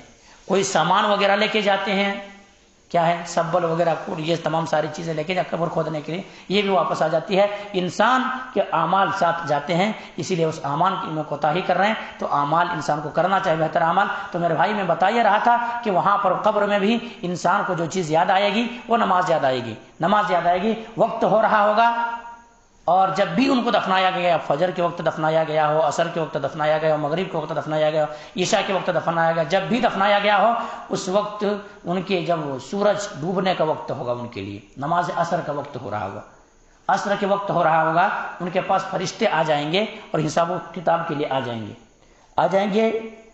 تو یہ انسان جو نمازی تھا دنیا کے اندر، کبھی نماز نہیں چھوڑتا تھا، نماز ان کی زندگی میں تھی، وہ ان فرشتوں کو ایسے کہے گا کہ مجھے نماز پڑھنے دو. سوال و جواب ہوگا کہ ذرا سوال و جواب ہو رہا ہے، ذرا جواب دو مجھ سے. تو وہ کہے گا دعونی اصلی، مجھے نماز پڑھنے دو. پھر فرشتے سمجھائیں گے کہ نہیں، یہاں نماز وغیرہ نہیں ہے، اب نماز جو پڑھنا تھا دنیا کے اندر پڑھ لیے، اب یہ برزخی زندگی ہے، اب یہاں تمہارے لیے یا تو جنت ہے یا جہنم ہے. اب یا تو تمہارے لیے جنت کی کھڑکی کھولے جائے گی یا تو جہنم کی کھڑکی کھولے جائیں گے. یہاں پر تمہارے لیے بڑا کرم، یا تو عذاب ہوگا یا ثواب ہوگا، یا تو تمہیں سزا ملے گی یا تو نعمتیں ملے گی. یہاں پر جنت ونت نہیں، یہاں پر نماز وغیرہ نہیں ہے. لیکن پھر وہ انسان کہے دعونی مصلی، مجھے نماز پڑھنے دو، نماز ضائع ہو رہی، نماز چھوٹ رہی ہے، نماز ہماری ضائع ہو رہی، چلو نماز پڑھنے دو. کون فکر کرے گا؟ جو نمازی شخص ہوگا وہ فکر کرے گا. اب جن کی زندگی میں نماز ہی نہیں وہ انسان کیا فکر کرے گا؟ جن کی زندگی میں نماز ہی نہیں ہے بلکہ اپنے من سے پڑھ رہا، جب ان کو کام سے فرصت مل گئی تو پڑھ لیا، جب کام ہے تو نہیں پڑھا، تو اس کو کیا یہ فکر ہوگی؟ جو واقعی معنوں میں نمازی ہوگا ان کو یہ فکر ہوگی میرے بھائی. اور یوں ہی نہیں بلکہ قبر میں جب انسان کو عذاب دینے کے لیے فرشتے آئیں گے تو سر کے پاس سے ادھر جب آئیں گے، سر کے پاس سے جب عذاب دینے کے لیے فرشتے آئیں گے تو اس وقت تو نماز آ کر کے سامنے کھڑی ہو جائے گی اور کہے گا ماں ادھر سے مت آؤ اندر، کہ ادھر سے اندر آنے کی گنجائش نہیں ہے، ادھر آپ نہیں آ سکتے کیونکہ ایسا ہے کہ نماز کی حفاظت انہوں نے کی ہے. اب سر کے پاس سے جب آئے گی تو کیا نماز روک لے گی. پاؤں کے پاس سے عذاب داخل ہونا چاہیں گے تو زکوٰۃ روک لے گی. دائیں سے آنا چاہے گی تو نماز کیا ہے روزے وغیرہ روک لے گی. بائیں طرف سے آنا چاہے گی تو صدقہ و خیرات اللہ رب العالمین کی راہ میں دینا، یہ چیزیں روک لے گی. تو میرے بھائی کیسے انسان عذاب، وہاں بھی نماز کیا کرے گی؟ نماز بچا لے گی. قبر کے اندر بھی آپ کو ساتھ نماز جانے والے کیا ہم اور آپ لے جانے کے لیے تیار ہے؟ ہمارے ساتھ جانے کے لیے تیار ہیں، ہمارے لیے قبر میں روشنی کرنے کے لیے نماز تیار ہیں. اب ہم اور آپ اپنے دل کے اندر سینے میں ہاتھ رکھ کے سوچیں کیا ہم اور آپ لے جانے کے لیے تیار ہیں یا نہیں ہے؟ اگر ہم اور آپ لے جانے کے لیے تیار ہیں تب آج توبہ و طائف کی رات ہے. اللہ تبارک و تعالیٰ کی بارگاہ میں توبہ و طائف کریں، توبہ کریں، استغفار کریں، رب تبارک و تعالیٰ کے سامنے آئیں، گڑ گڑائیں اور اللہ تبارک و تعالیٰ سے دعا کریں کہ اللہ آج تک جو نماز ضائع ہو گئی تھی، آج تک جو نماز چھوٹ گئی تھی، آج کے بعد نماز نہیں چھوٹے گی، آج کے بعد نماز ضائع نہیں ہوگی، آج کے بعد نماز برباد نہیں ہوگی، آج کے بعد نمازوں کی پابندی کریں گے. ایسا عزم مصمم لے کے اٹھیں، عزم کر کے اٹھیں. آپ کو کتنا بھی کام ہو لیکن نماز نہیں چھوٹنا چاہیے. تو یہ چیز ہے میرے بھائی. اور اگر ہمارے آپ کی نماز چھوٹ رہی ہے تب ہم اور آپ اپنے آپ کو اصلاح کرنے کی کوشش کریں. اب جنت کا جب شوق آئیں گے تو انسان سب کچھ کر بیٹھے گا. دیکھیے صحابہ کرام کیسے کیے. ایک صحابہ تو جنت کو خالی سن کر کے پوری اللہ رب العالمین کے راہ میں پورے مال ہی خرچ کر دیے تھے. کیسے تھے؟ اللہ کے نبی جناب محمد کریم صلی اللہ علیہ وسلم کے پاس ایک شخص حاضر ہوئے اور وہ انسان کیا کرتا تھا، باؤنڈری ہوتا ہے نا، باؤنڈری دیوار بنانا چاہ رہا تھا، لیکن پڑوسن جو تھا، پڑوسی، ان کا درخت ایک سامنے آ رہا تھا. اب یہ کہہ رہے تھے کہ ہمیں باؤنڈری اگر دینا ہے تو وہ درخت آپ کاٹیں گے تب تو باؤنڈری ہم سیدھے سے ڈال سکتے ہیں، یا تو پھر بڑا نقصان ہوگا میرے لیے، یا تو آپ مجھ سے بیچ دیجئے اس درخت کو، یا پھر ایسا کیجئے کہ یہ دیوار آپ کاٹ لیجئے اس کو تاکہ ہماری دیوار سیدھی ہو جائے. تو اللہ کے نبی جناب محمد نہیں مانے کہ ہم دیتے بھی نہیں اور اس کے بعد دیوار بھی سیدھی تم کرو نہیں کرو، تمہارا وہ کام ہے.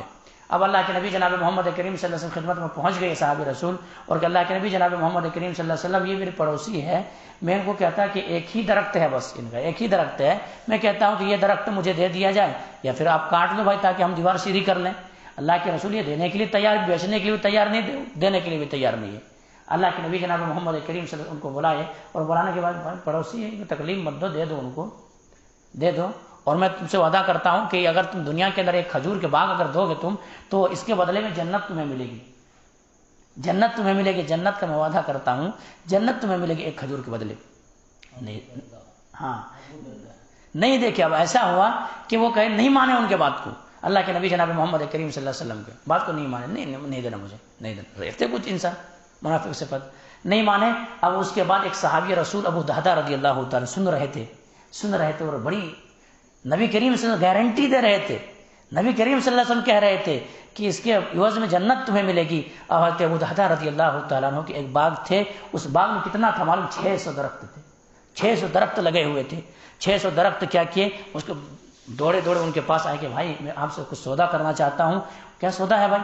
سودا یہ کرنا چاہتا کہ ایک درخت کے بدلے میں میرا یہ 600 درخت لے لو بھائی، 600 درخت لے لو بھائی. وہ کہتا کہ پاگل ہو کہ ایک درخت میں 600؟ نہیں میں پاگل نہیں ہوا، بلکہ جنت اللہ کے نبی کہہ دیے نا، جنت میں تمہیں وہ درخت ملے گی، یہ کہہ دیے ہیں. اور میں نبی کریم سے سنا ہے کہ جو اس انسان کو جو وہ نعمتیں، جو باغیں رہیں گے جنت کے اندر، کئی سال تک گھڑ سوار اس کے ایک ڈالی صرف ہوتا نہیں، اس کے نیچے سفر کریں گے تو نہیں طے کر سکتے. اور اللہ کے رسول نے جنت کا وعدہ کیا ہے، تو اس لیے میں کہہ رہا ہوں چلو ایسا کرو کہ دے دو. آخرکار دونوں میں سودا ہو جاتے ہیں اور ایک کھجور کے بدلے میں 600 درخت دے دیتے ہیں، 600 درخت دے دیتے ہیں. اور اللہ کے نبی جناب محمد کریم صلی اللہ علیہ وسلم کی خدمت میں پہنچتے ہیں کہ اللہ کے نبی جناب محمد کریم صلی اللہ علیہ وسلم میں وہ ایک درخت خرید لیا ہوں، اب میرے بھائی کو وہ درخت دے دیجئے اور مجھے جنت دے دیجئے، مجھے جنت دے دیجئے. اللہ اکبر. نبی کریم صلی اللہ علیہ وسلم خوش رہتے ہیں اور کہتے ہیں ابو دہدہ کے لیے اللہ نے کتنے جنتیں تیار کر رکھے، جنت کے اندر کتنے باغیں تیار کر رکھے، تو اتنا بڑا اتنی بڑی قربانی ہے میرے بھائی، کتنی بڑی قربانی ہے. کوئی انسان اللہ کی راہ میں 600 باغ 600 درخت دینا، 1 روپے دینا بولے تو ابھی اوپر نیچے دیکھتا ہے انسان، اوپر دیکھتا ہے کہ سب سے پھٹی ہوئی نوٹ نکالتا ہے۔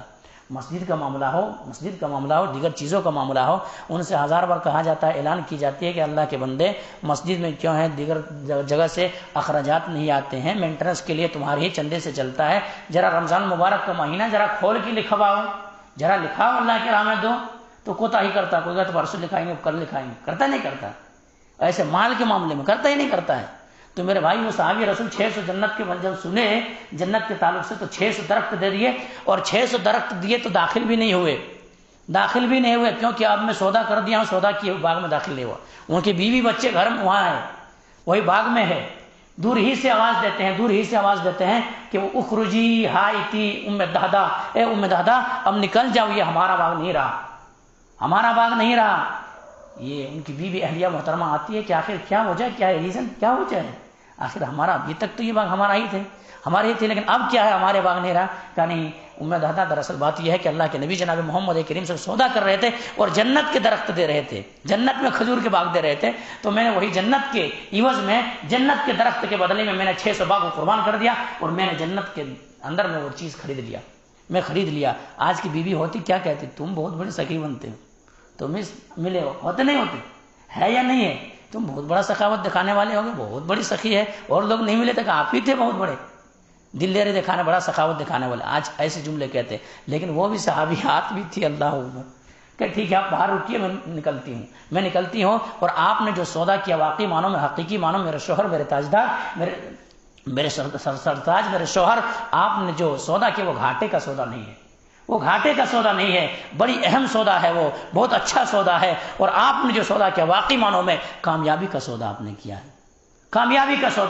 ہے، جنت آپ نے خرید لی ہے، جنت کے درخت آپ نے خرید لی ہے، اس سے بڑی اعجاز اور اس سے بڑی خوشی کی بات کیا ہو سکتی ہے۔ حالانکہ اللہ تبارک و تعالیٰ نے خود کہا ہے فمن زحزح عن النار وادخل الجنة فقد فاز، جو انسان جہنم کے آگ سے بچا لیا گیا اور جنت کے اندر جن کا داخلہ مل گیا وہ کامیاب ہے۔ اور آپ نے جو سودا کیا ہے وہ سودا کون سی، جنت کے درخت آپ خرید لیں، بہت ہی اچھے کام کیے۔ ربیع البیع، خوشخبری ہے تمہارے لیے، تمہارے جنت کے اندر کتنے ایسی باغ ہیں۔ تو جب جنت کا شوق آ جائے کسی کے ذہن و دماغ کے اندر تو انسان کچھ بھی نہیں دیکھتا اور جنت کا جذبہ ہوتا ہے۔ تو میرے بھائی، تو یہ ہے جنت کا جذبہ، یہ ہے جنت کا شوق، اس طرح سے انسان کے ذہن و دماغ کے اندر جنت کا شوق وغیرہ آنا چاہیے۔ تو بہرحال میں اب یہیں سے بات ختم کروں گا، اللہ تبارک و تعالیٰ سے دعا کروں گا کہ مولا کریم جو بات کہی گئی ہے سب سے پہلے تو ہم اور آپ کو تو ان باتوں کے اوپر اچھی سمجھ کے توفیق دے دے، اس کے بعد مولا کریم ہم تمام مسلمانوں کو تو حقیقی معنوں میں، واقعی معنوں میں مولا کریم تمام مسلمانوں کو صوم صلات کا پابند بنا دے۔ مولا کریم جو اس دنیا سے جا چکا ہے ان کی مغفرت فرما دے۔ مولا کریم ہم جو بھی عبادتیں کر رہے ہیں مولا کریم ہماری عبادتوں کو تو قبول کر لے۔ مولا کریم جو بے نمازی ہیں ان کو نمازی بنا دے۔ مولا کریم جو بے نمازی ہیں ان کو نمازی بنا دے۔ مولا کریم جو بے نمازی ہیں ان کو نمازی بنا دے۔ مولا کریم ہمارے سروں پہ یہ جو ظالم بادشاہ مسلط ہے مولا کریم تو ہمارے سروں سے اس ظالم بادشاہ کو ہٹا دے مولا کریم، انہیں ہدایت نصیب فرما مولا کہ انہیں نست نابود کر دے، انہیں صفا ہستی سے مٹا دے مولا کریم۔ ہم تمام مسلمانوں کی عزت کی حفاظت فرما مولا کریم، ہمارے مسلمان کی بہن و بیٹی کی عزت خطرے میں ہے۔ آج کبھی پردے کے خلاف آواز اٹھائی جاتی ہے، کبھی اذان کے خلاف آواز اٹھائی جاتی ہے، کبھی شریعت کے خلاف مذاق اڑایا جاتا ہے۔ تو یہ جو کرتوت ہمارے کرتوت کی وجہ سے ایسے ہو رہے مولا کریم، تو مولا کہ ہم تمہارے سامنے مولا کہ توبہ طائف ہوتے ہیں مولا کریم، عاجزی انکساری کرتے ہیں مولا کریم۔ اور مولا کریم تیرا وعدہ ہے وَإِذَا سَأَلَكَ عِبَادِي عَنِّي فَإِنِّي قَرِيبٌ، جب میرا بندہ مانگتا ہے تو کہہ دے کہ وہ سحرک سے بھی زیادہ قریب ہوں۔ اور اللہ تیرے نبی کی زبان سے یہ بات بھی کہا گیا مولا کریم جب میرا بندہ مانگتا ہے تو مجھے واپس کرتے ہاتھ، تیرے نبی نے کہا تھا کہ اللہ تبارک و تعالیٰ کہتا ہے کہ ایسا ہے کہ جب میرا بندہ دست مبارک کو اٹھاتا ہے اور مانگتا ہے اس وقت میں خالی ہاتھ لوٹا دوں تو مجھے شرم آتی ہے۔ تو مولا کریم ہم دعا کرتے ہیں، ہم سوال کرتے ہیں مولا کریم ہمارے اندر جو بھی مصیبتیں ہیں، پریشانیاں ہیں، غم ہے، کوئی بھی چیز ہے، بیمار ہے مولا کریم ہم کسی کو شفاء کاملہ عاجلہ تعالیٰ کر دے مولا کریم، سے جا چکے ان کو مغفرت فرما دے۔ تقبل یا رب العالمین و اقدامنا الحمدللہ رب العالمین سبحان اللہ وسلم والحمدللہ رب العالمین برحمتک یا ارحم الراحمین۔